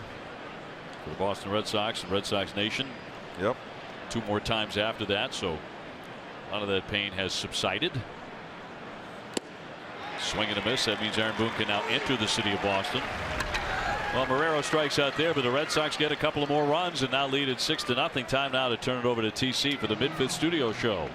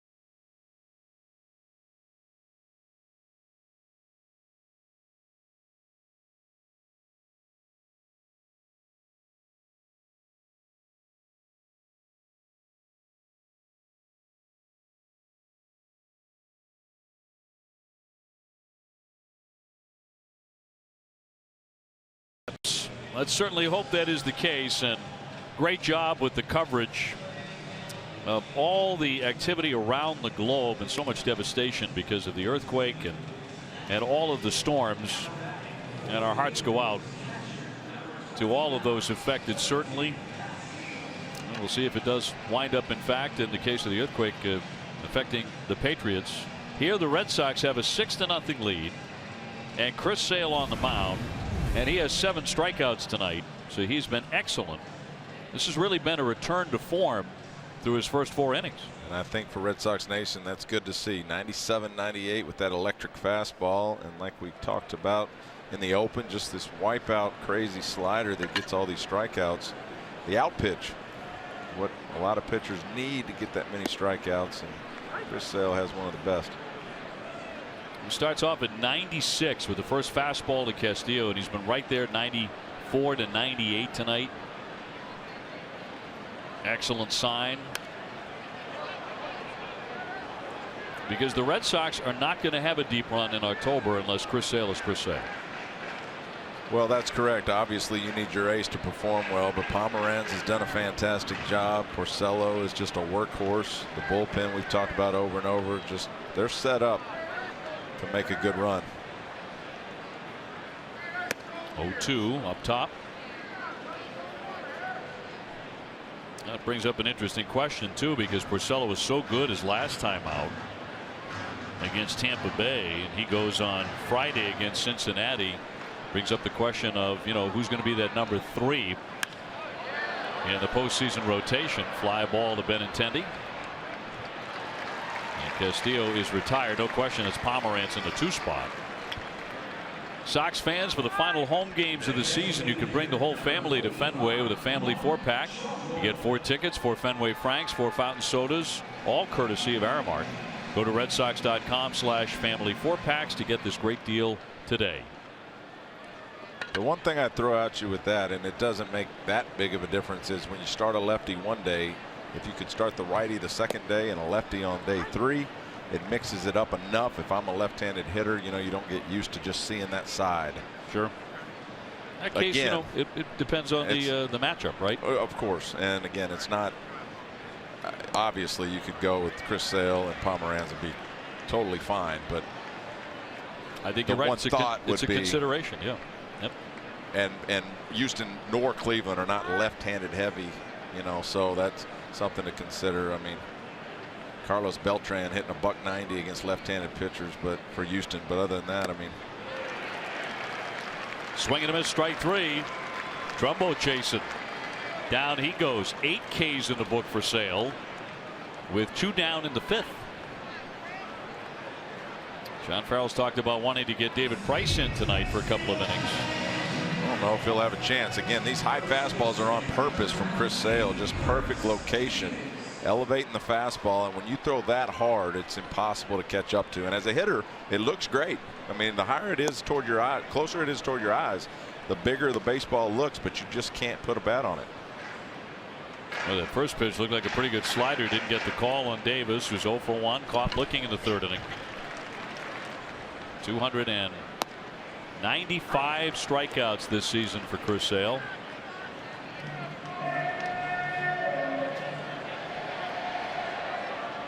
So he may not wait around for another start to get to 300 the way things are going tonight.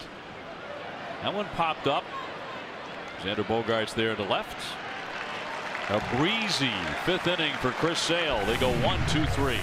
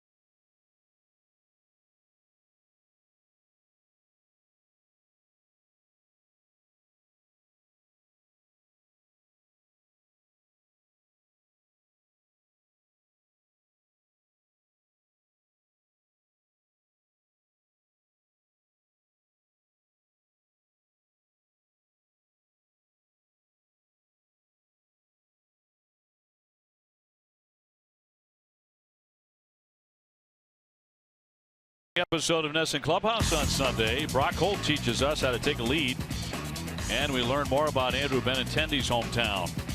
You don't want to miss the Flow Bros Sunday 11:30 on Nesson Clubhouse, presented by Delta Dental of Massachusetts.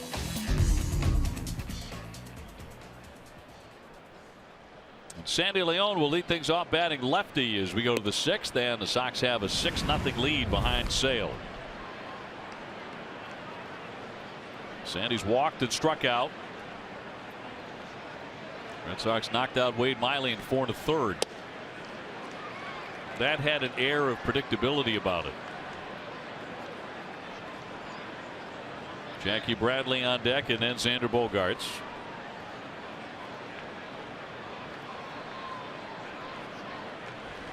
Sox coming off back-to-back extra inning wins and have 3 in extra innings on this trip.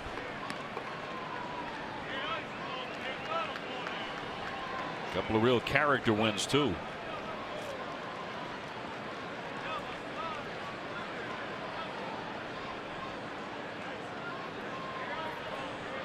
And right with a 1-2 pitch.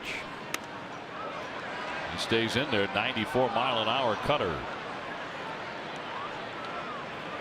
Mike Wright doing a much better job in this inning, locating pitches.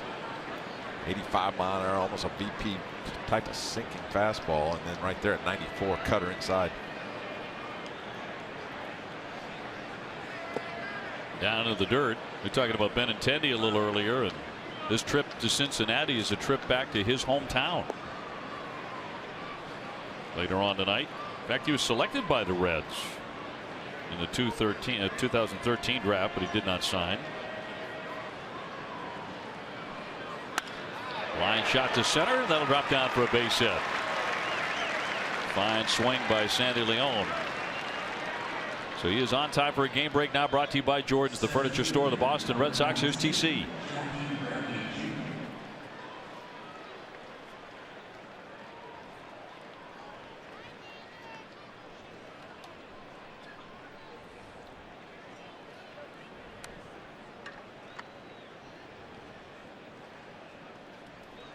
Well, the Twins did not look like, TC, that they had a whole lot of chances against the Yankees, and he really shut them down. Today was Bartolo Colon, and they gave him a 3-0 lead, and he didn't hold it for 2 minutes. Well, I was going to say they looked good for about 3 innings. Bottom of the third, the Yankees a couple home runs, and jumped right back in it and just ran right by them. Again, pretty impressive, the streak that the Yankees have been on over the last 10 games, but just not able to do any damage in the East. The Red Sox are playing equally as well. Jackie looking for his first hit. He's 0 for 2. Last time he reached on an error. 6 runs on 6 hits for the Red Sox, including 2 2-run homers in the 4th inning. One by Mookie Betts, the other by Devin Marrero.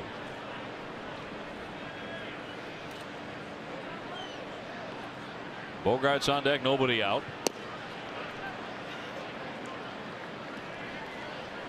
Did you say earlier today you happened to be walking around and you popped in a submarine? Is that what you did? Yeah, went and saw the USS Torsk today. Got him in that submarine. Had to walk, bend it over. Really impressive what those guys do. Fouled back. Now, what era was this submarine did you spend some time in? I want to say it was commissioned in 1944, something like that. But walking through that thing, as small as it is, and the quarters that and what those guys have to deal with, it's just, I'm a big history guy, and Baltimore, as is Boston, just a fantastic history city. And I've gone through those ships. They had a warship out there as well that, 1850s or whatever it is. I just love going through that type of thing and trying to think about what they went through back in those days. Get a little claustrophobic when you were in the submarine? Yes, absolutely. Again, a credit to those guys that do that job. It's just impressive to be able to not only serve your country, but to be in something like that, just tight quarters and away from your family. It's just a constant reminder of what our military does for us on a daily basis. Hear, hear. And they did it every day. Yes. Incredible. There's a lot to see here in Baltimore. If you're a history nut, lot to see here. Again, just like Boston, great city to walk around in. You know, when we have these days off where we have time to spend, you know, it's nice to walk around cities like Baltimore. It's just incredible history here. A lot of great restaurants. Flick foul out of play. Jackie with a pesky at bat. Xander Bogaerts waiting his turn. And you have a son serving right now. I do. My son is serving overseas. He's deployed. My son Michael. And waiting for Mike to come home in February. February, yeah, great. Not that we're counting the days or anything, but we are every single day, and very proud of Mike. Leon at first base, and the 3-2 walks him. So Jackie Bradley is aboard. The Red Sox building another rally here potentially, and again walks a factor. 2 of the men that Miley walked in the 5th inning came in to score. Just can't give away free passes in the big leagues and expect to win. 5 walks and 2 errors for the Baltimore Orioles, down 6-0 on 2 home runs already. And in trouble here in the 6th. Nobody out, 1st and 2nd. Leadoff hitter Xander Bogaerts.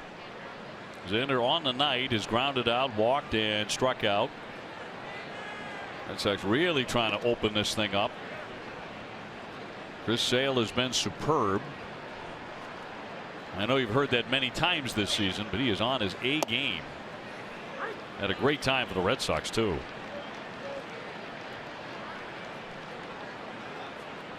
He has struck out 8. If you're just joining us, Chris Sale with an opportunity maybe as early as tonight to get 300 strikeouts for the season.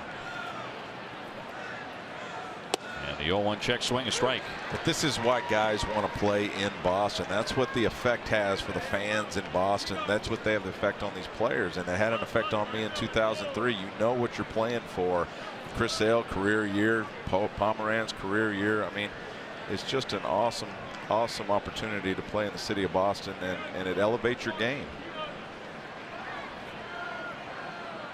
Right with the 0-2, nobody out, and time granted. You played in other places too, and you found it to just be different, right? It's just different. There's a few, you know, Los Angeles, I think, where you could make the argument, New York, but Boston was just, it just felt right for us, and that's coming from a Southern guy from Louisiana. Not really accustomed or used to the Northeast, but I'm telling you, it was just an awesome year experience for us. Became a free agent after 2003. Got offered a lot of money if the Red Sox would win the World Series in 2004, and I said they have not won it since 1918. I'm going to go ahead and move on. And that's a true story. Absolutely, yeah. I was offered a bonus if I came back in 2004 and they win the World Series, and that wasn't a factor for me, and should have been. Rolled foul. It's interesting too, because when you think of that 2003 team with that lineup, the runs you guys scored, it was a powerhouse lineup. Yeah. I mean, bringing the same guys back and adding a little on the pitching side, make a couple of changes, you could see a World Series team there. Well, we got beat in Game 7. We mentioned Aaron Boone in Game 7 of the championship series, which you could obviously say a little bit of luck involved there. We certainly had a great run, and I feel like we set up the 2004 team to win it. That's my small little, you know, thing for not being a part of 2004 is that, you know, we had a great run in 2003, and like you said, I mean, we set records like, you know, up there with the 27 Yankees. I mean, Jason Varitek was hitting 9th for us. Right. Todd Nixon hit 8th sometimes. Right. And, I mean, incredible. Billy Miller won the batting title that year, hit 6th. So Johnny Damon up top, and Nomar and Manny Ramirez and David Ortiz. It was a nice lineup to be a part of. Well, remember it now. Had you gotten through the Yankees, do you think you beat the Marlins? And that was the deal. The Marlins, of course, ends up beating the Yankees in the World Series. Had the New York Yankees won the World Series in 2003, we would have felt more awful about what had happened. I remember when we lost Game 7 in New York and then traveled back to Boston, you see trash cans thrown everywhere in the streets and people were upset. And I think that's what hurt me more than anything. And again, back to the conversation about these fans in Boston. The center field with Jones lines it up, makes the catch. Runners go back to first and second.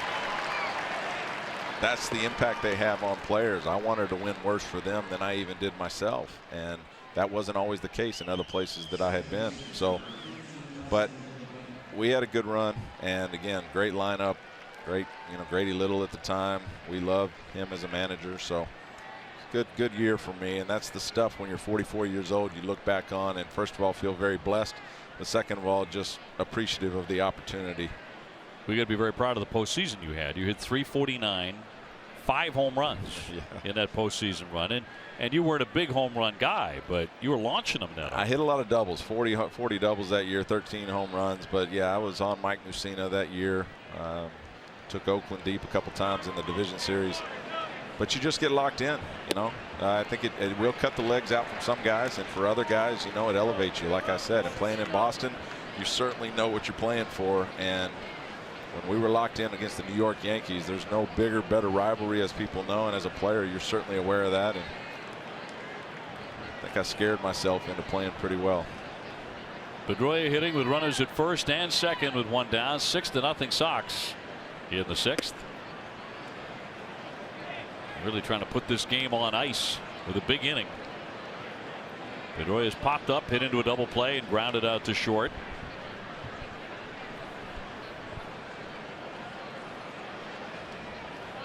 He's trying to get hot again. Benintendi waiting in the on deck area, and the 1-1. He won't chase it.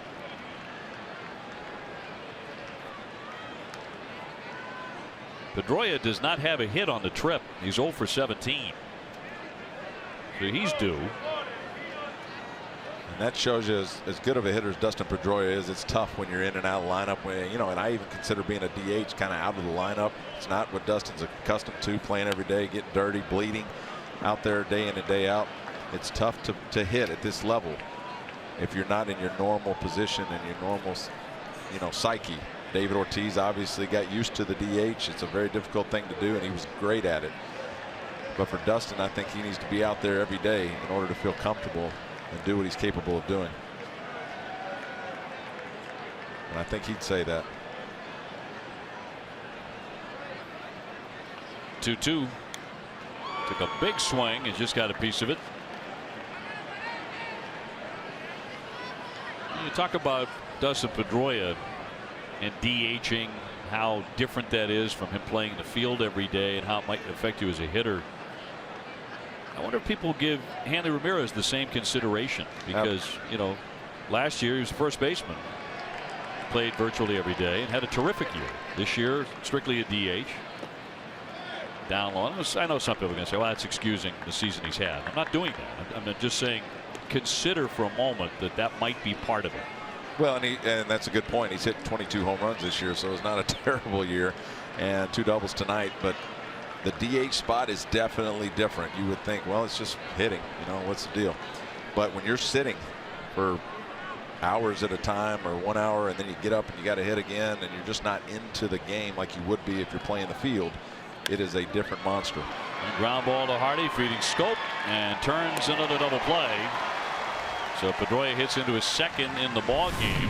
Nothing doing here. 6-0 Red Sox.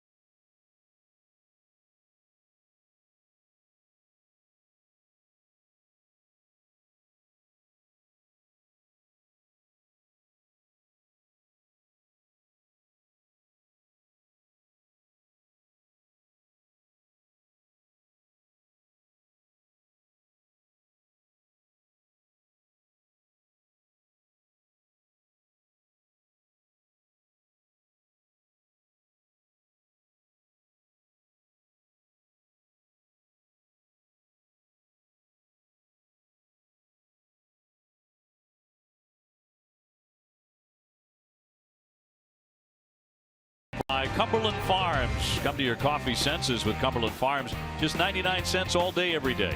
Eastern Bank. Join us for good. And by Mazda. Driving matters. Back at Camden Yards. Sox in front 6-0. Give you a look at the upcoming schedule now.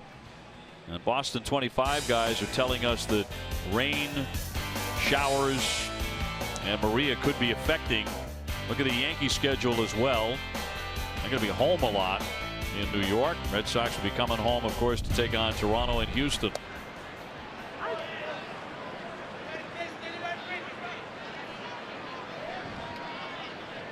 J.J. Hardy is 0 for 1 with a fly to center. He rips that one down the line. He'll hook it into the corner, and that ball is foul. Nasty hook on it. Certainly hoping there are no double headers coming up. Nobody needs that in a pennant race.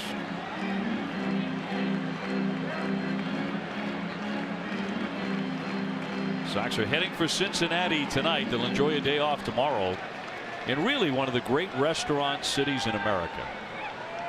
Yeah, you guys said you're going to the precinct tomorrow night? Going to a restaurant called the Precinct for our Nesson team dinner. And going to say thanks to Kevin Gregg, outstanding media relations director for the Red Sox, and his terrific staff. And we're going to watch Dan Aspen eat for about 3 hours.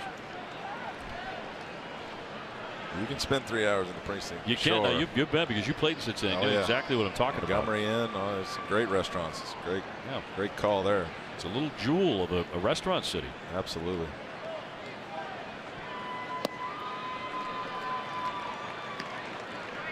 Dan has been working out furiously for about 6 weeks. Just to eat that? Just so he can eat a steak about the size of a small dog. As I get older, I understand that more. Yeah, you've got to make sacrifices just to eat. In there for strike 3. Number 296 for Mr. Sale. Another K in the book. This is Chris Sale's money pitch. Just slider. Looks to J.J. Hardy like it's going to be way outside, and just comes all the way back across the plate for strike 3. Just what a deceptive pitch that is. And again, trying to become the first Red Sox pitcher to reach 300 Ks since Pedro Martinez did it in 1999. And at the same time make a big statement about bouncing back. This is against a very good lineup, and doing it in a big game where the Yankees have already won earlier in the day. A lot riding on this one tonight, and he has been terrific. He's allowing at this point just 2 hits. 9 strikeouts tonight.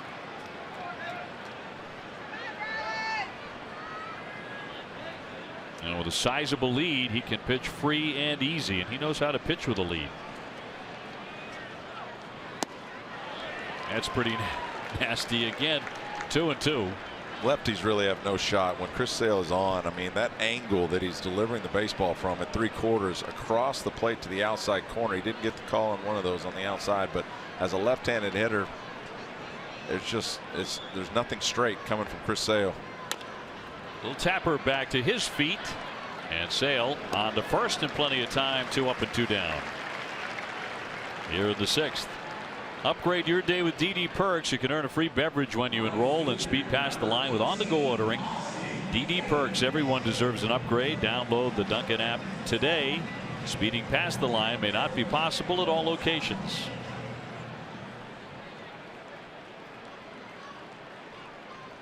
Top of the order, and Austin Hayes, who has been bedeviled by Chris Sale. Sale has whiffed him twice. Swings at the first pitch, a roller to Travis. He'll take it himself, and a side is retired.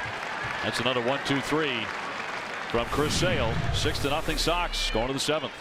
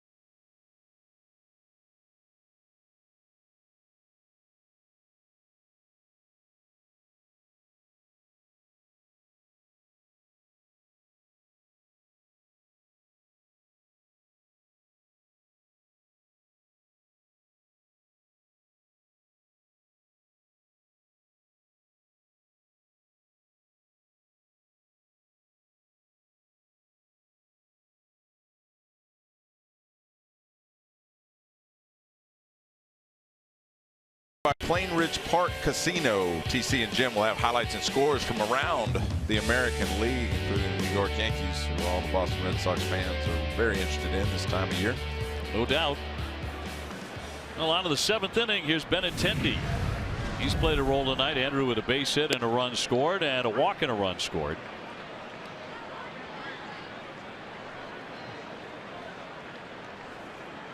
One part of this Red Sox ball club that nobody doubted would be outstanding as he fouls this one away, and has been all season long, is the outfield. And Jemai was talking with Ruben Amaro, who worked so much with the outfielders before the game, about where this outfield ranks.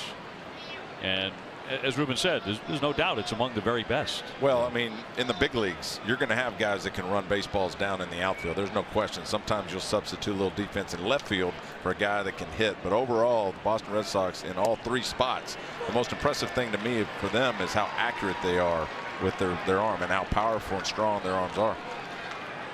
Benintendi strikes out. Mookie Betts, the reigning Gold Glover in right, that's not going anywhere. But Jackie Bradley, this might be the year for Jackie's first one in center. Another home run, saving catch last night. A couple of times on this road trip, he's made laser throws to get runners. He's done it in this series when he nailed Alvarez at second base in the first of the 2 extra inning games. And to me, that's the separating factor, and it is with Benintendi. As a left fielder, too, the accuracy of the throws. Well, and what people don't understand is you don't have time to sit there and set up the accuracy and throw a perfect strike. When you throw it from the outfield with all the hype and the fans going crazy and everything else, you're not looking at where you're going to throw it. You just have a feel for where you're going to throw it to. And these guys in the outfield for Boston have such a great feel of where the base is and where home plate is. And last night, Andrew Benintendi, like you said, perfect strike to home plate. That was a wonderful throw. One hopper right on the button. And they're not looking. They're not lining it up. They pick it up and they launch it. And when it's perfect, you just know how many times they've done that in their lifetime. Mookie with a 2-run homer tonight. Punch to Scope at second base. 2 down. Back to that throw last night. Yeah, watch Andrew Benintendi again. Keep in mind, 0-0 game that went into extras. Andrew Benintendi with a perfect one hopper to nail Manny Machado at home plate. Great tag by Vasquez there. But again, not only does he have to make the accurate throw, you can't short hop the catcher right there or he's not going to make the play. And just a perfect one hopper. So not only does he get credit for the accurate, does Benintendi, but also the one hopper.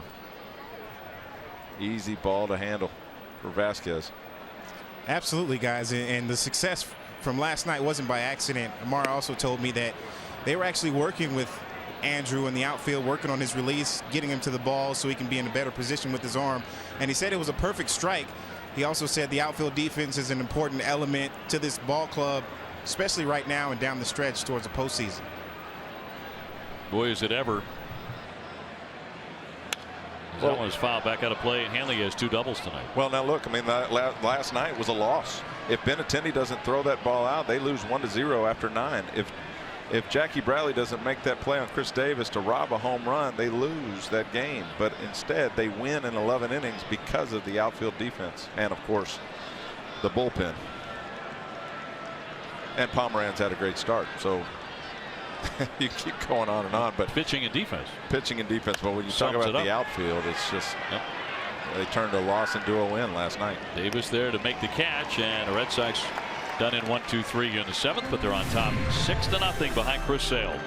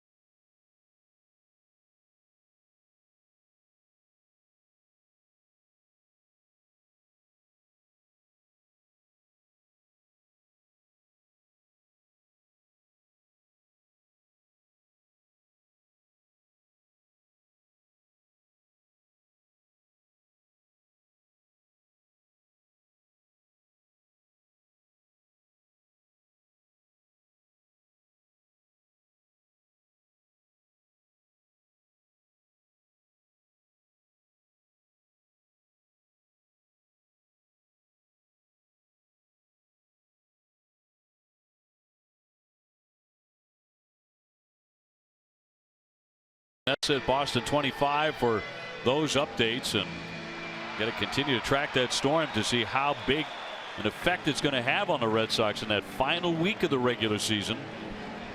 Chris Sale's pitching line brought to you by Ace Ticket. 9 strikeouts, no walks, 82 pitches. That pitch count is in excellent shape. About to pitch into the 7th inning. And with the 6-run lead, and we all know that the pitchers really benefit from rest, how long they would allow him to go, even though he's dominated this game. He is 4 strikeouts away from 300.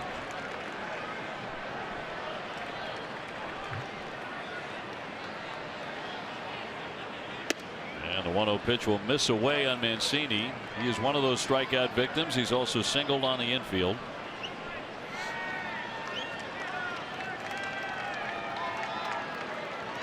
He's had an outstanding first year with 24 home runs.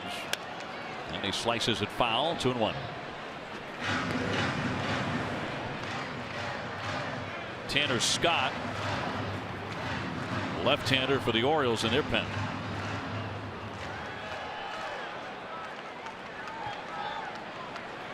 And the 2-1. Liner into left. That's going to drop down for a hit. Maybe extra bases. Benintendi will scoop it. They'll fire into second base. Mancini's in there sliding with a double. His second hit. This one begins the 7th inning as they try and break up the shutout bid.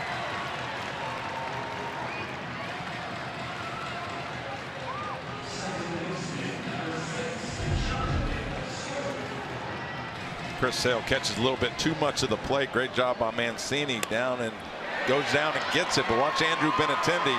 Perfect technique here. Glove it and then turn to his throwing side. Again, another accurate throw to second base. Pedroia didn't even have to move, but Mancini had it beat. So just the 3rd hit tonight for the Orioles. And their first for extra bases. Brings up Jonathan Scope. He's flied out and lined out 0 for 2.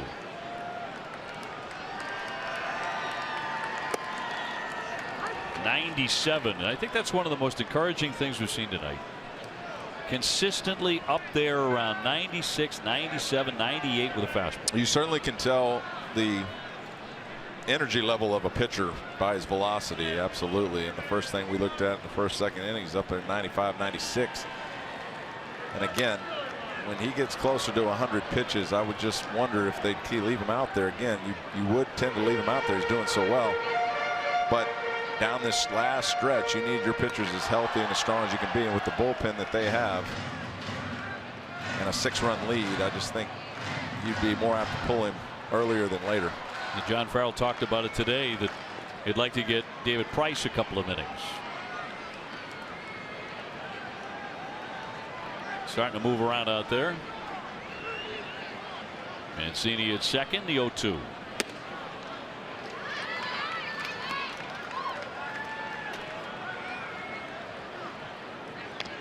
Red Sox have not been as high as 24 games over 500. They can do that with a victory tonight. They can also win for the 8th time in the last 10. No signs of slowing down. 1-2 to Scope. He cuts and misses for strike 3. 97 to blow him away. Strikeout number 10 for Sale. And that's equally impressive. Chris Sale in the 2nd inning was throwing 98, and here in the 7th inning blowing 97, 98 past guys. It's hard to keep that stamina up, but again, Chris Sale doing it long enough and with enough energy that he can keep it going. That's impressive. So his 18th 10 or more strikeout game. Number 2 behind Pedro in franchise history in a single season. And right in front of Pedro. Sale in the middle. That one flared to center field. Bradley charging on, not going to get it. Drops down for a base hit. Mancini trying to slide in to throw, strikes him. They're going to be safe at 1st and 3rd. Jones dunking in a base hit. 2 men are on with 1 down. That'll send up Castillo. Well, the Reds secured Champions League qualification in the 2016-17 season. They're hoping to put themselves in the title race. Catch Nesson's encore presentation of Liverpool versus Burnley. That's tomorrow afternoon at 4 on Nesson Plus. That is a very difficult read for Jackie Bradley Jr. Adam Jones looked like he had crushed the ball. Jackie Bradley takes one step backward, but he had actually hit it off the end of the bat. The ball falls in front. But that is an almost impossible read if you're a center fielder, because off the bat it looks like it's hit harder than it actually is.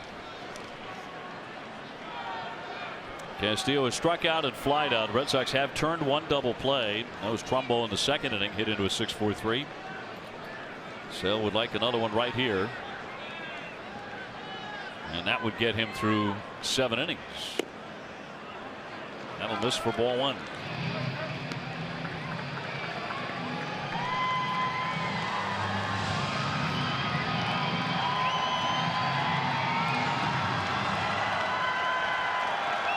That slider moves so much, it's got to be hard for Todd Tichenor behind the plate to tell what if it crossed the plate on that pitch or not. Slap foul. Mancini with a double to open the inning. And Sale blew away Scope for his 10th strikeout. Jones with a bloop single. Now a guy who could be dangerous. Castillo has hit 20 home runs.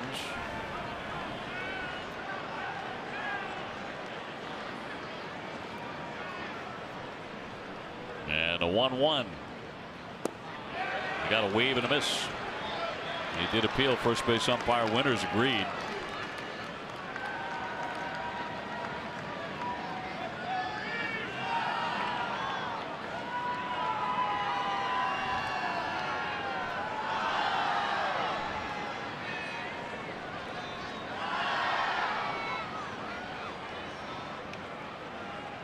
One-two coming to Castillo. Swing and a miss. He struck him out again, and there's number 11. 298 and counting. Well, Wellington Castillo's got to know a slider's coming. He just saw it the pitch before and just not able to hold off. Again, another example of as a hitter, you're watching that ball out of the pitcher's hand, and out of Chris Sale's hand, it's a strike. By the time it gets to the plate, it's out of the zone. Trumbo strikes out frequently. He fanned in the 5th inning. He's also hit into a double play. 2 down, 1st and 3rd. Strike 1 on a changeup, not even near the strike zone. You can see how hitters are just desperate to avoid getting in the hole against this guy. The best way for a pitcher to be effective against hitters is to make them feel uncomfortable, and right there, that was uncomfortable to even watch. Great pitch by Chris Sale for strike 1. Here's 0-1. Punch foul. So he has him down 2 strikes. Chris Sale looking down the barrel of his 299th strikeout of the season. And he's got Trumbo fishing after that high fastball, which was really high right there. But now you could fully expect another elevated fastball to get him for strike 3. That last heater was 99 miles an hour. And for Trumbo to even get a piece of that is pretty impressive. The 0-2. He buried the breaking ball.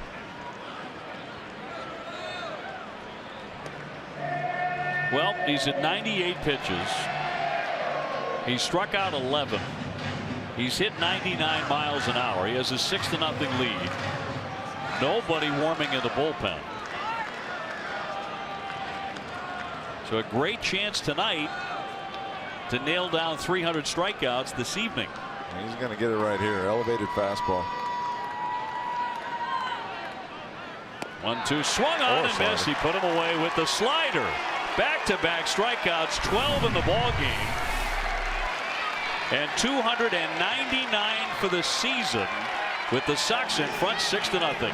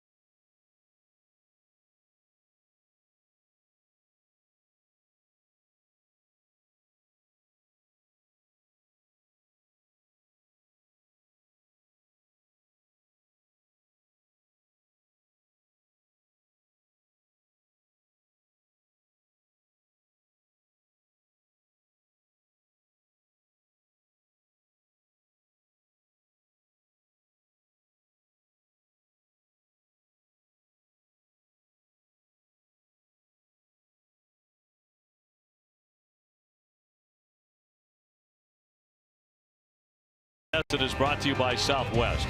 Yes to low fares with nothing to hide. That's transparency. Ford Trucks, built Ford Tough, the official truck of the Red Sox. McDonald's, any McCafe muffin with any size coffee, just $1.99. And by Digital Federal Credit Union, see what DCU can save you. Now, what has been a beautiful night here in Baltimore. Chris Sale has been pinpoint, and he is on the verge of 300 strikeouts. Look at this interaction when he came out. John Farrell talking to him. It looked for all the world like Sale said, I'm okay, I'm okay, I'm okay. I think John Farrell would like to give him a little more rest than he'd have otherwise if he runs back out there. This game is in hand. Chris Sale wants to go back out there, try to get strikeout number 300. But Farrell knows how important it is to get rest for these guys when you can going into this last stretch. But nobody is warming up in the bullpen. Travis with half a swing, and he's going to dunk it into right field for a base hit. So Sam Travis is on to begin the 8th inning. His first hit, he's 1 for 4.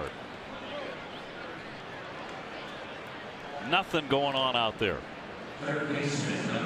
So Sale will be back out there with an opportunity for history, trying to become the first Red Sox pitcher to strike out 300 men since Pedro Martinez did it in 1999. And I played behind Pedro Martinez. It's impressive, incredibly impressive. One man aboard for Marrero, who ripped a 2-run homer back in the 4th inning. Red Sox hit 2 of them in that inning.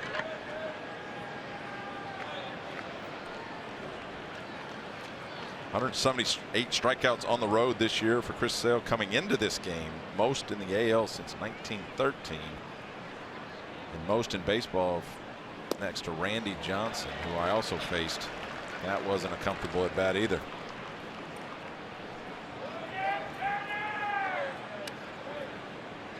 So if Chris Sale can do it tonight, he'll become just the 2nd Red Sox pitcher ever to accomplish this.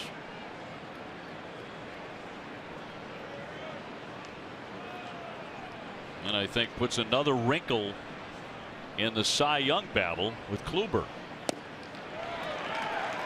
who has been sensational over the last couple of months. Absolutely. Leon on deck. Sox up 6-0. Yacobonis throwing in the bullpen. They did have activity pretty early in this game, going back to the 3rd inning when Wade Miley started to get into trouble. Tanner Scott here, this left-hander making his major league debut, and a swing and a miss by Marrero. And Kevin Marrero will fan for the 2nd time. Friday at 6, don't miss Red Sox First Pitch, presented by Joseph Abood. Available at Men's Warehouse. Andrew Benintendi will talk about his return home to Cincinnati as the Red Sox take on the Reds this weekend. Sandy's been aboard a couple of times, a walk, a base hit, and a strikeout.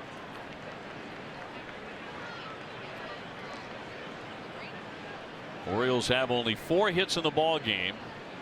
They've been, of course, shut out by Sale to this point.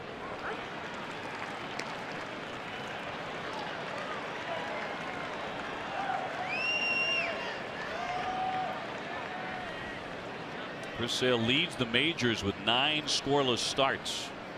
Got another one going tonight. Check swing. Did he go? He did not, said Mike Winters. Now I got to tell you, OB, one of the hardest parts of this job is not saying things that might jinx you, but I've noticed that we haven't done the extra innings promo tonight. Have we? We're not gonna. But I think it's safe to say that right now. Yeah. I'm hoping anyway. I think everyone could use a break from the extra innings and the promo. As this one has popped up, foul off first base. Davis over to the seats, but it's off into the stands. Oh, that's a great show. They just rename it. Welcome to the deeper coverage of baseball presented by T-Mobile. Looking at the probable starters for the next series against the Reds. Porcello, Erod, and Pfister to go on Sunday. It's an odd bit of scheduling as the Red Sox go into the National League for 3 more games this late. Yeah. Yeah, when that whole thing started, it was generally just for the summer. and then a couple series, and that was it. But good news for the Red Sox. The Cincinnati Reds are in the bottom of the barrel in the National League Central. So I don't think they mind making that trip. Been a decent home team, but overall not a good team. 66 and 85 Cincinnati. And the 2-2 down into the dirt, and a check swing by Sandy. Red Sox got all of their runs so far between the 4th and 5th innings. 2 2-run homers. Betts struck, and so did Marrero. Andy Ramirez chipped in with a 2-run double in the 5th inning. He got back into the lineup tonight.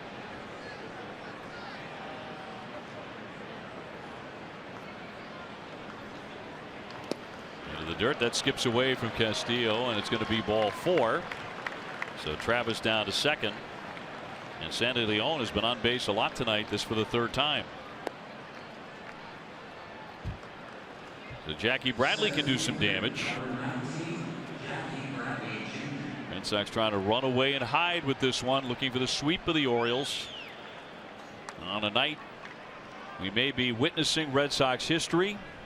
Chris Sale is 1 strikeout away from 300. And he will be heading back out there for his 8th inning. First man he faces has been a strikeout machine in his career, Chris Davis.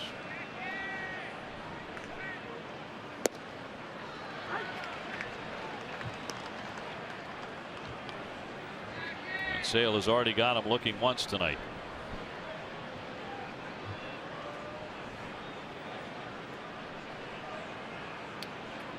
And the lefty with the 0-1.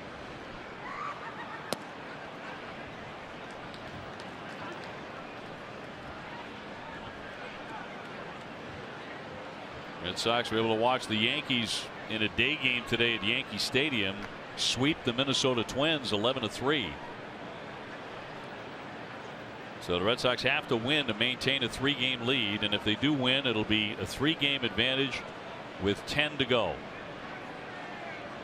And 7 of those at Fenway.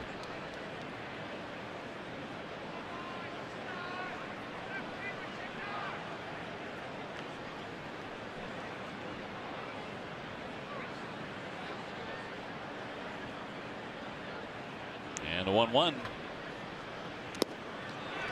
And I'm off stride there with a slider.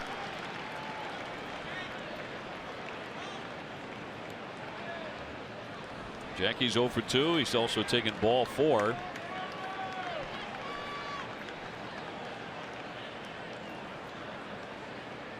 First and second with 1 down.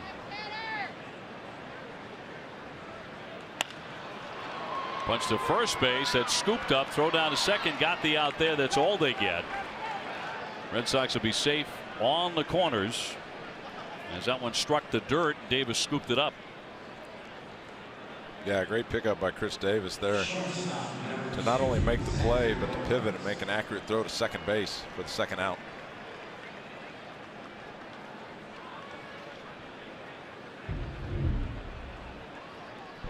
So 2 away for Xander at the top of the order tonight. He's gone 0 for 3 with a walk.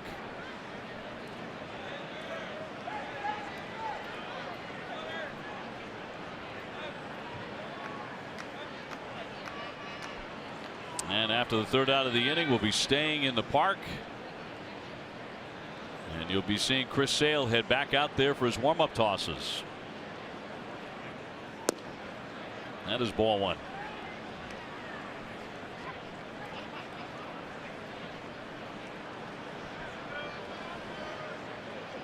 Sam Travis aboard. And Jackie Bradley at first.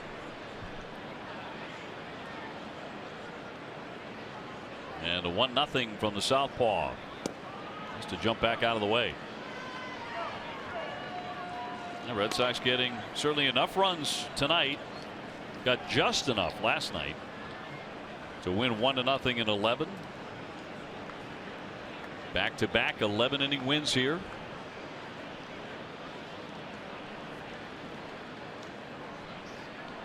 So tonight's been a home run ball and Mr. Sale.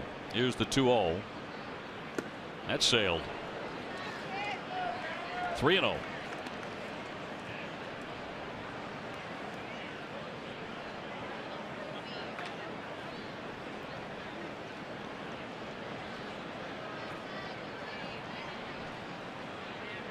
Well, a win tonight would make it a really lovely day off in Cincinnati. Red Sox would have swept the series. Here's the 3-0. And he walks him on 4 straight. That'll load him up. So the Red Sox again have an opportunity for that first grand slam of the season. Roger McDowell's going to head out, have a conversation with the youngsters, making his major league debut. So the Sox with a man at every base. Travis at third. Jackie Bradley at second. Xander Bogaerts at first. Fans want to be part of the Franklin family. We can enter for a chance to win custom batting gloves for your entire baseball or softball team, courtesy of Franklin Sports. Visit franklinsports.com/Nesson to enter. Franklin Sports is proud to be the official batting glove of Major League Baseball. Oh, the walks have really killed Baltimore tonight. That's the 7th walk of the game issued by Oriole pitching. Now Wade Miley was pretty shaky again. 4 1/3. Charged with the 6 runs. He walked 4 men. So here's Dustin Pedroia, who's hit into a couple of double plays tonight. He's gone 0 for 4.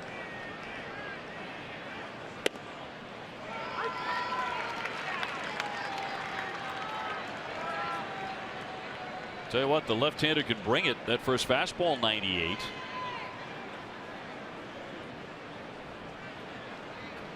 We've seen Sale up to 99 in this game.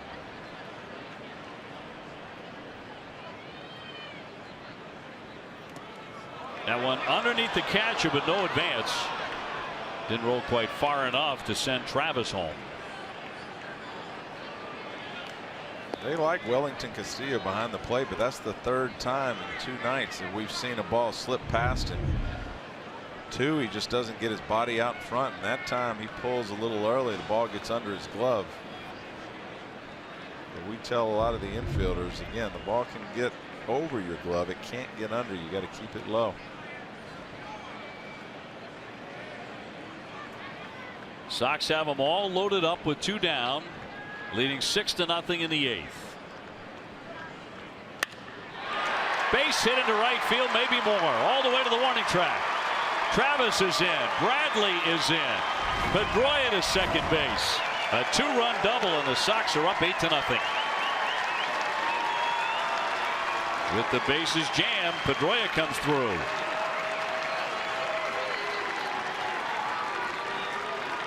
RBIs number 59 and 60 on his 19th double. Great job by Dustin Pedroia here. Fastball out and away, and he just lets it travel. Goes with the pitch, hits it to right field for 2 more runs for the Red Sox.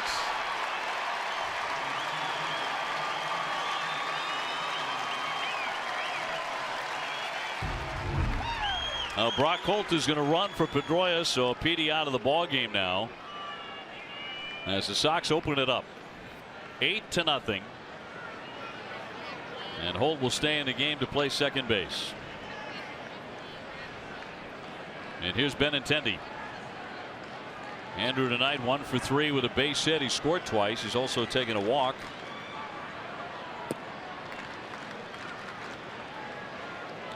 Eight runs on 8 hits for the Red Sox. No runs on 4 hits for the Orioles. Austin Maddox now throwing in the bullpen. Dustin Pedroia 0 for 4 before that at bat. You know, a guy starts to get locked in when he's hitting the ball hard the other way.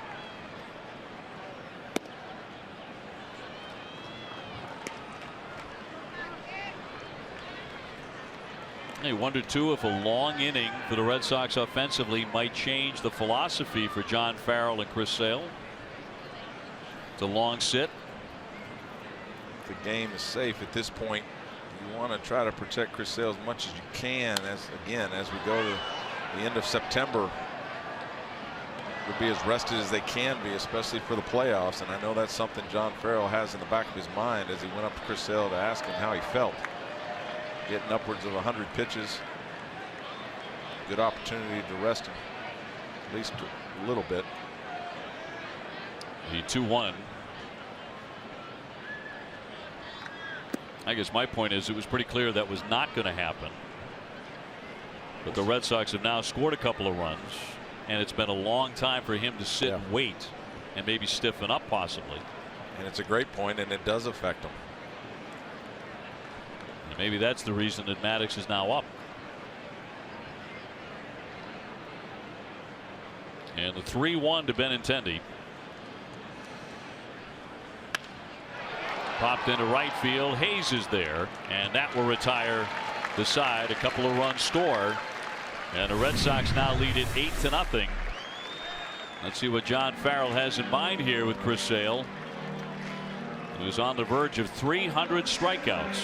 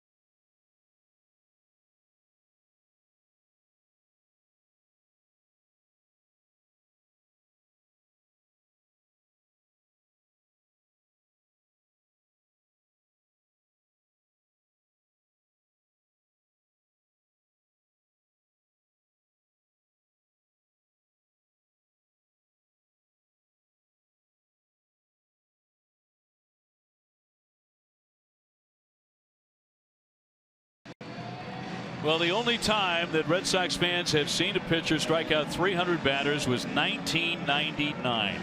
It's happened once in the history of the Boston Red Sox, and that man is 3 strikes away from being the second to do it. 299 strikeouts this season for Chris Sale. He has 12 in the ball game, and here's Chris Davis with a ground ball to Bogarts, and he's up and over in time to get him. 1 pitch and 1 out. Of course, he also has a shutout. He is right at 100 pitches. Well, Chris Davis was over 180 strikeouts on the year. Was not going to be number 300. Ambushes the first pitch for out number 1. That'll send up J.J. Hardy. He was one of the strikeouts tonight. He was number 9 of 12. He is 0 for 2. And he drills it in there at 96 for strike 1.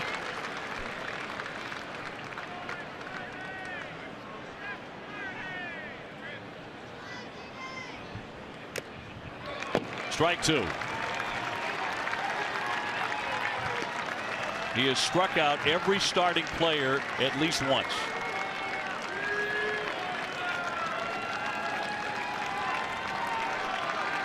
Two strikes on J.J. Hardy.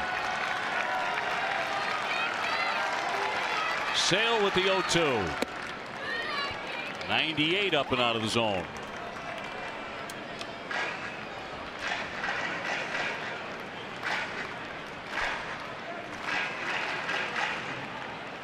On the verge of an incredible accomplishment here for a major league pitcher. And a 1-2 coming. Punch foul out of play. Got that four-seamer up there at 99. He tried to elevate that pitch, left it over the plate a little too much for J.J. Hardy to at least just get a piece of it. I think if you're J.J. Hardy right now, yeah, left it a little too low. Would have liked to have that a little higher. If you're J.J. Hardy, you're looking slider. The 1-2. All even now on Hardy.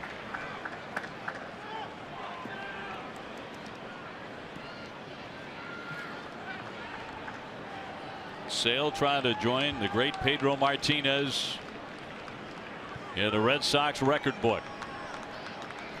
Looking for strikeout 300.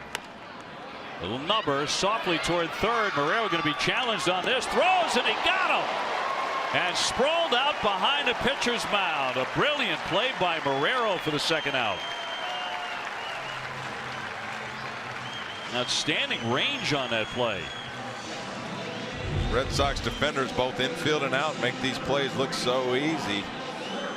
Marrero first has to glove it, or actually hand it barehanded. Make sure he's got it secure and then make an accurate throw to first base on the run. And what a great play there by Devin Marrero. So that'll bring up Ryan Flaherty, who was born at Portland, Maine. He has struck out and grounded out. He bends away from the breaking ball. The slider had him bailing out of there for ball one.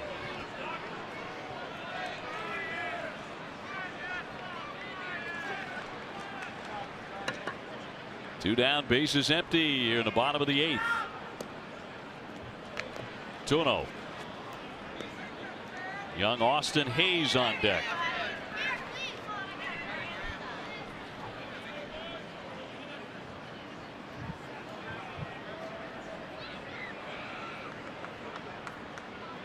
So Sale trying to fight back in the count. Fouled away, 2-1. He's got a great fastball tonight. Excellent fastball. Sandy Leon wanted that on the outside corner, and Chris Sale with 2 outs and a 2-0 count just needs to throw a strike, and he does right there. I would bet his last inning tonight. Here's the 2-1. Swing and a miss by Flaherty. 2-2. If this is strikeout number 300, you can reasonably assume this will be it for Chris Sale.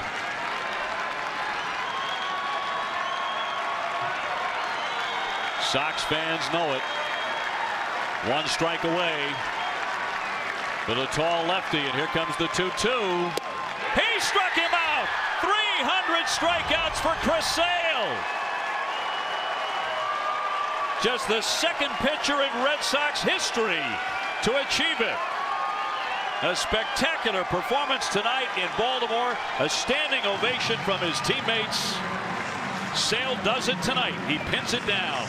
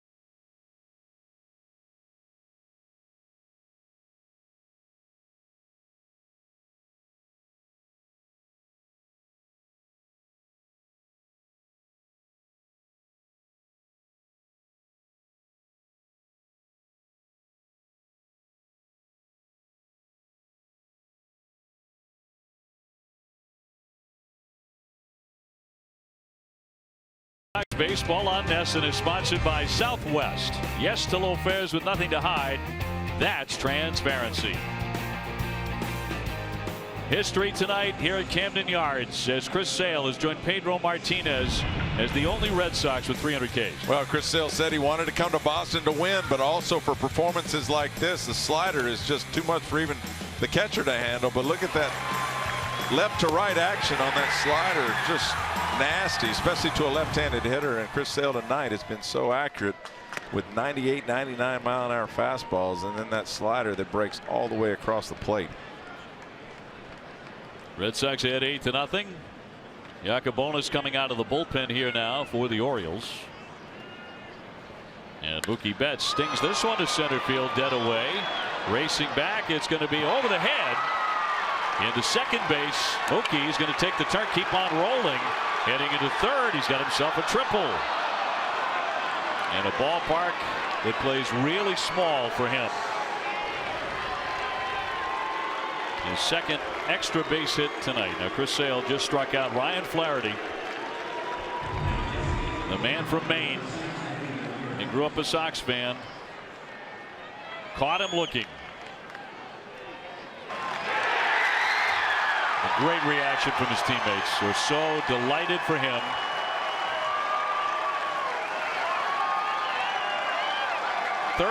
strikeouts.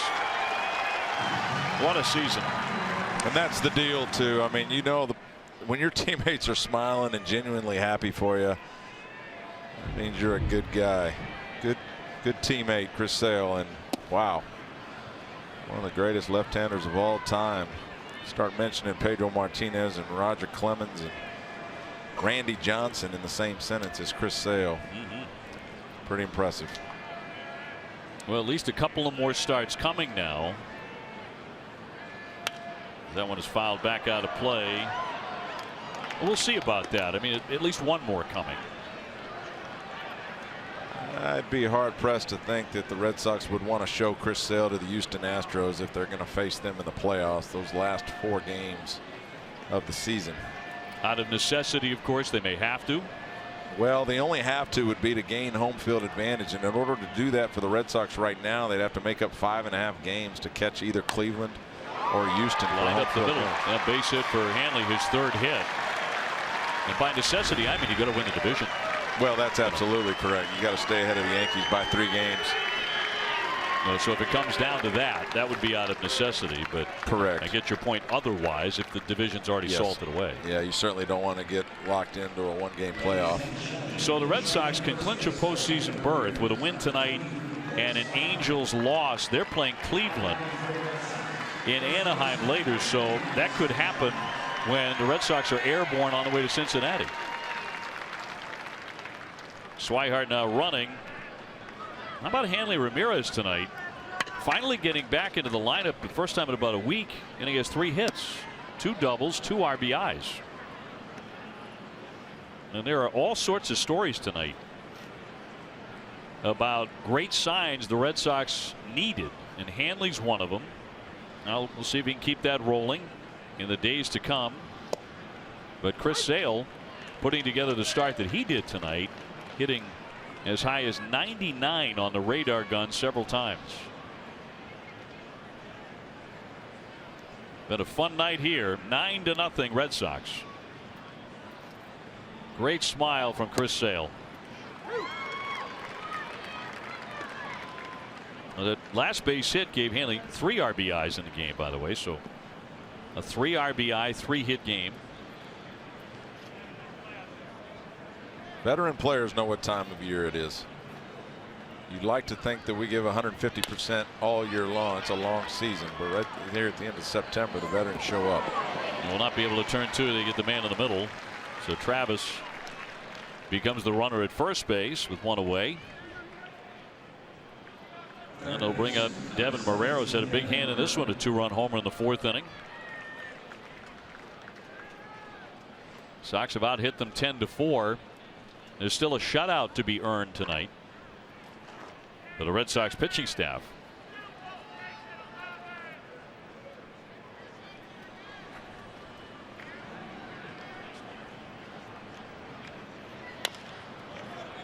Tap to the second baseman and up and over in plenty of time for the second out.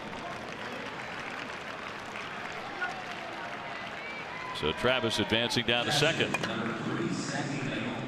Friday at 6:30, don't miss Red Sox Game Day Live, presented by DCU. TC and Jim will preview Rick Porcello's start against the Reds tomorrow. DCU, Digital Federal Credit Union.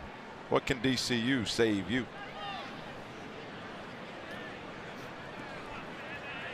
So right now, Sale's next start would be next Tuesday against Toronto at Fenway.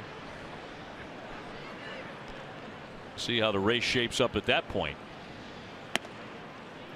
Certainly looking like the Red Sox are going to carry a 3-game lead into the weekend series against Cincinnati. Over the New York Yankees, who won today, but the Red Sox also piling up runs. The Yankees won 11-3 over Minnesota. Sox in command of this one, 9-0. Again, the Yankees have to be thinking, what do we have to do? Yeah. You know, they just can't catch the Red Sox. Both teams playing extremely well this late in the season. Yeah, this one in particular has to be very discouraging to the Yankees, and I think they've been discouraged a lot lately. The Red Sox winning all these extra inning games, but tonight a tour de force by Chris Sale.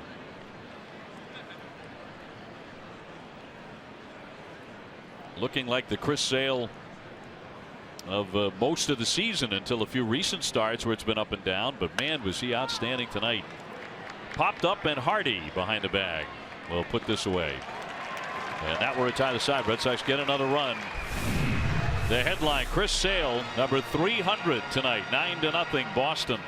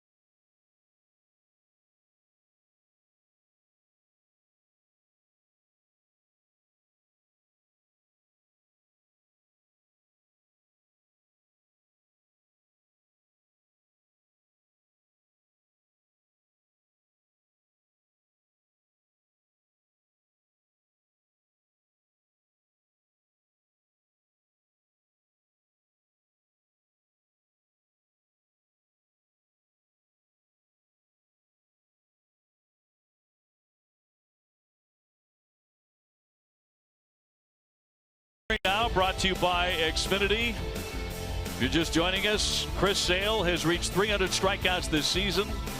Just the second Red Sox pitcher all time to do it, striking out 13.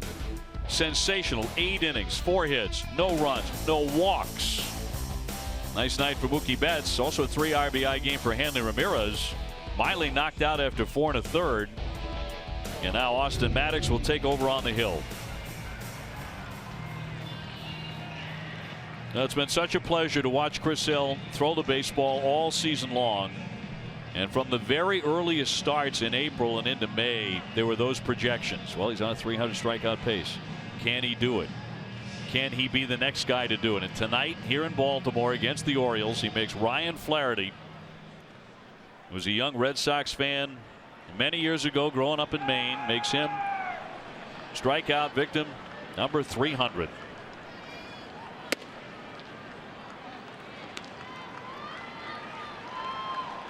Austin Hayes here. He has struck out a couple of times and grounded out. Sale struck out every one of their starters at least one time. Popped up foul off first base. Travis to give it a look. Does he have enough room? He does. One down here in the bottom of the ninth.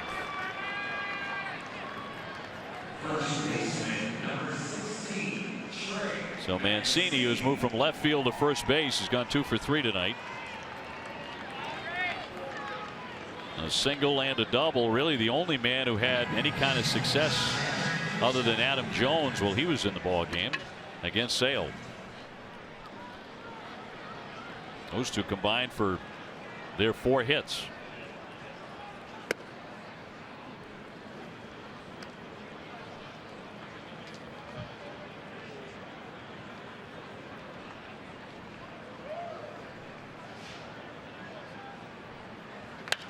And fouled out of play. And back to your point about superstitions. Didn't we come on the air tonight talking about Chris Sale striking out 300? So yeah, how did it happen exactly? I think I actually said he'd strike out Flaherty for strikeout number 300. Well, how did that happen then? Oh, I have no idea. We've had some weird stuff happen here over the last couple nights. No, but my point is, if we say it, the possibility it may happen, and it happens, we haven't jinxed it, right? Good point. Bogart's up and over to first base. Cisco, the catcher, coming up next. I'm going to get you over that silly notion if I can. It's limited on what I can say. Oh, it is. I didn't know there was a book about it. Well, no, absolutely. If you're a player and you're in the dugout, there's a lot of things that just you can't say. You know, I kind of get that down there. Well, and that's where here. I come from. Yeah. You know, and you know, for example, I wouldn't have said anything to Chris Sale during the course of this game, and nobody else would. So if you're a player, you know, you learn to kind of keep your mouth shut on a lot of different things. You don't want to jinx anything. As a player, you're not talking to a million people. And now, well, you got to let them know what's happening, brother. And now I'm here, and I certainly got to think about what I say before I say it.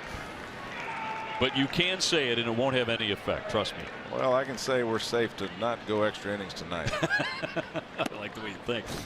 I'm learning. Chance Cisco, that's a great name. Batting for the first time in this one, with 2 down and the bases empty. What a night for Chris Sale and his family and the Boston Red Sox as an organization, acquiring him in the offseason from the White Sox. He said, I want to pitch in the playoffs. That's my goal, to pitch for a world championship. And he has been such a force this season. You know that 300 on his resume, and his Cy Young resume, is going to resonate. Red Sox going for the sweep here. And a 2-2. Checked his swing, fouled it away as he hung in.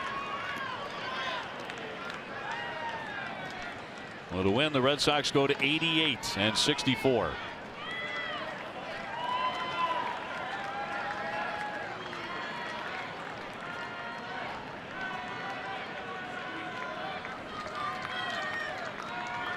Sox got 4 in the 4th inning, 2 in the 5th inning, 2 in the 8th, another run in the 9th. Sale took care of the rest, and now Maddox trying to end it. And a ground ball. Brock Holt, a little bobble. He scoops, fires, and not going to get him.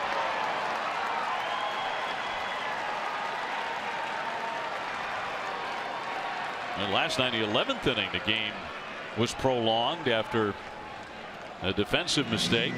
See how they rule on this one.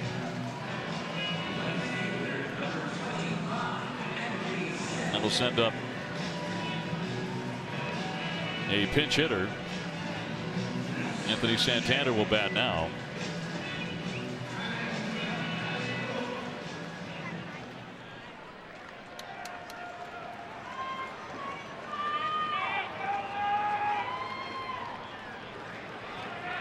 They will charge Brock Holt. It is going to be a hit. That'll be a base hit.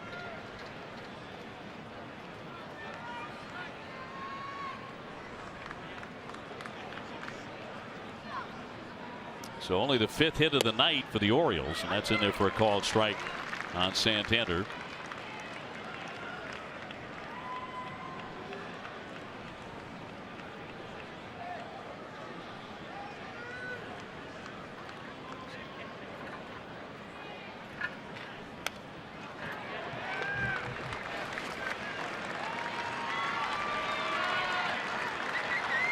Well, this would be back-to-back shutouts by the Red Sox pitching staff. After winning in 11, 1-0 last night. Tonight has been clear sailing. That's how you win baseball games, on the mound.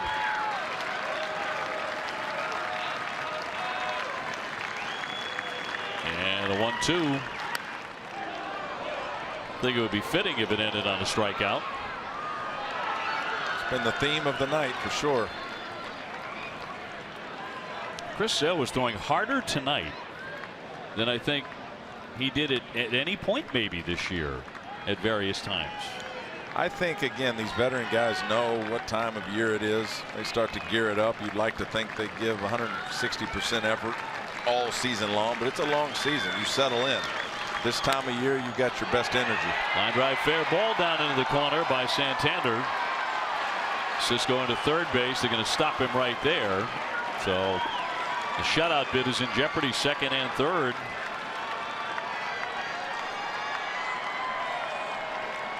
And Joey Rickard has a bat. He's coming up to hit. First double of Santander's career at the major league level. Austin Maddox wants it elevated but leaves it down over the plate. Santander just rips it into left field, putting the shutout in jeopardy after OB said it. Yeah, that's right. Jinxed it. Nothing yet, my friend. It's still 9-0 if you want to check the score. What's the matter with you? 244 hitter with 4 home runs. And he'll look at a strike. Started him off with that slider. Sale allowed only 4 hits in 8 innings. Didn't walk anybody.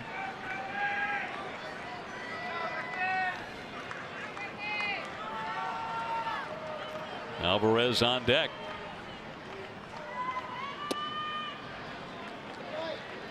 One ball and 1 strike. Went back to 95 on the gun.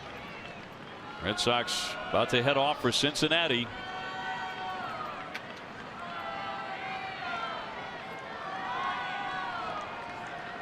Looking to do that. Still with a 3-game lead over the Yankees. And the 1-1. Left it up top.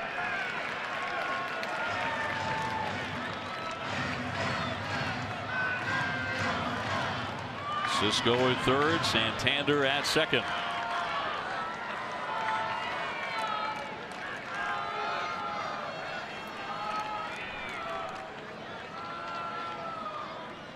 And the 2-1. 2-2.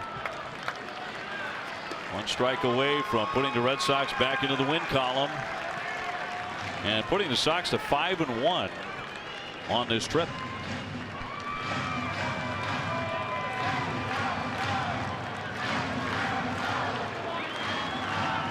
Still a lot of energy.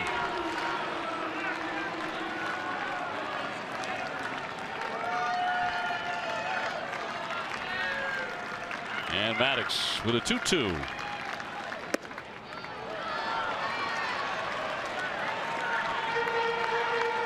Maddox having his issues after he got a couple of quick outs. Big left-hander on deck too. Doesn't want to lose Ricard.